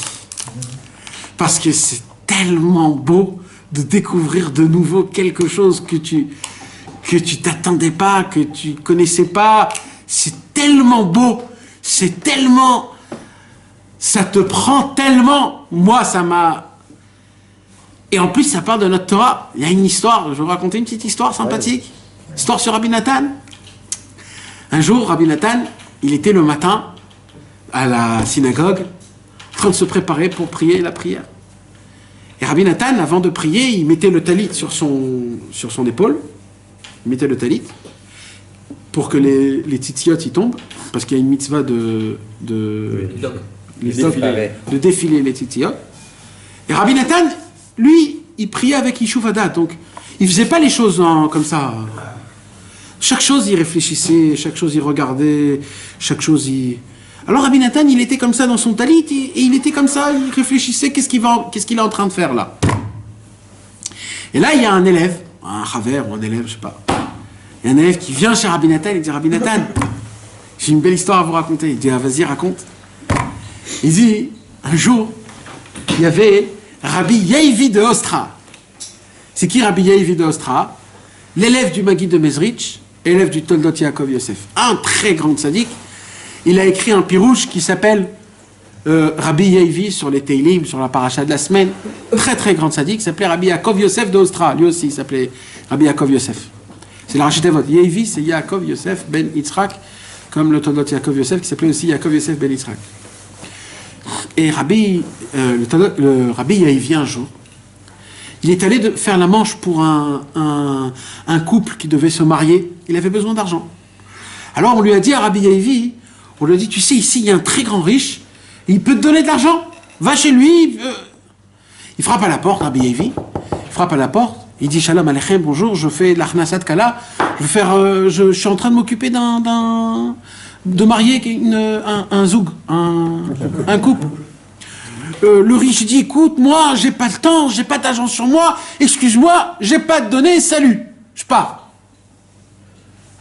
Rabbi Yehivi, il s'est dit, oh là là, c'est un riche, il aurait pu me donner assez pour que j'aille tout de suite marier ce couple. Qu'est-ce qu'il a fait, Rabbi Yehivi? Dès qu'il est sorti de la maison du riche, il s'est dit, je vais tout de suite appliquer une mitzvah. Il est parti, il a cherché quelle mitzvah je peux faire, quelle mitzvah je peux faire. Il a trouvé une mitzvah, il est allé faire la mitzvah. Dès qu'il a fait la mitzvah, il est reparti chez la maison du riche. Il a frappé à la porte, comme si de rien n'était, première fois. Shalom Aleichem, comment ça va? Écoutez bien, j'ai un couple que je grandis, ça fait des années, je voudrais les marier. Est-ce que vous pourrez m'aider? Le riche, il entend, il le voit comme ça, il dit, bien sûr, je vais vous aider. Il met sa main dans la poche, il lui sort une liasse, il lui donne et il repart. L'élève à Rabbi Yehivi, il dit, tu peux m'expliquer qu'est-ce qui s'est passé? Rabbi Yehivi, il dit, mais tu comprends pas. Quand quand un homme il fait une mitzvah, c'est tout son corps qui change. Les traits de sa tête, il a une nouvelle face, il a un nouveau corps, c'est un autre homme, il a une autre voix, il a une autre neshama. Une mitzvah qu'on applique peut changer tout. Il dit, comme lui, il m'a vu ma figure, il a vu mon corps. Il m'a dit non à moi, je me suis dit, je vais aller faire une mitzvah, je vais me changer de corps, d'âme, de tout ce que vous voulez, et quand je vais venir, il va plus me reconnaître. Béhémet, il m'a pas reconnu, et il m'a donné de l'argent. Quand Rabbi Nathan, il a entendu cette histoire, il a pris le talet, il a fait Baruch Atah Hashem, Elokeinu melech haolam le'isat vatitis. Il a fait comme ça, le titit, il a mis sur lui. Et là, il s'est retourné devant l'élève, il a dit, nous, j'ai une nouvelle figure. Magnifique. Alors, mes amis. Bravo.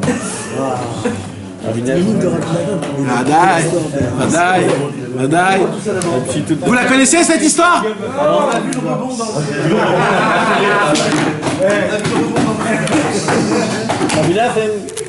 Regarde,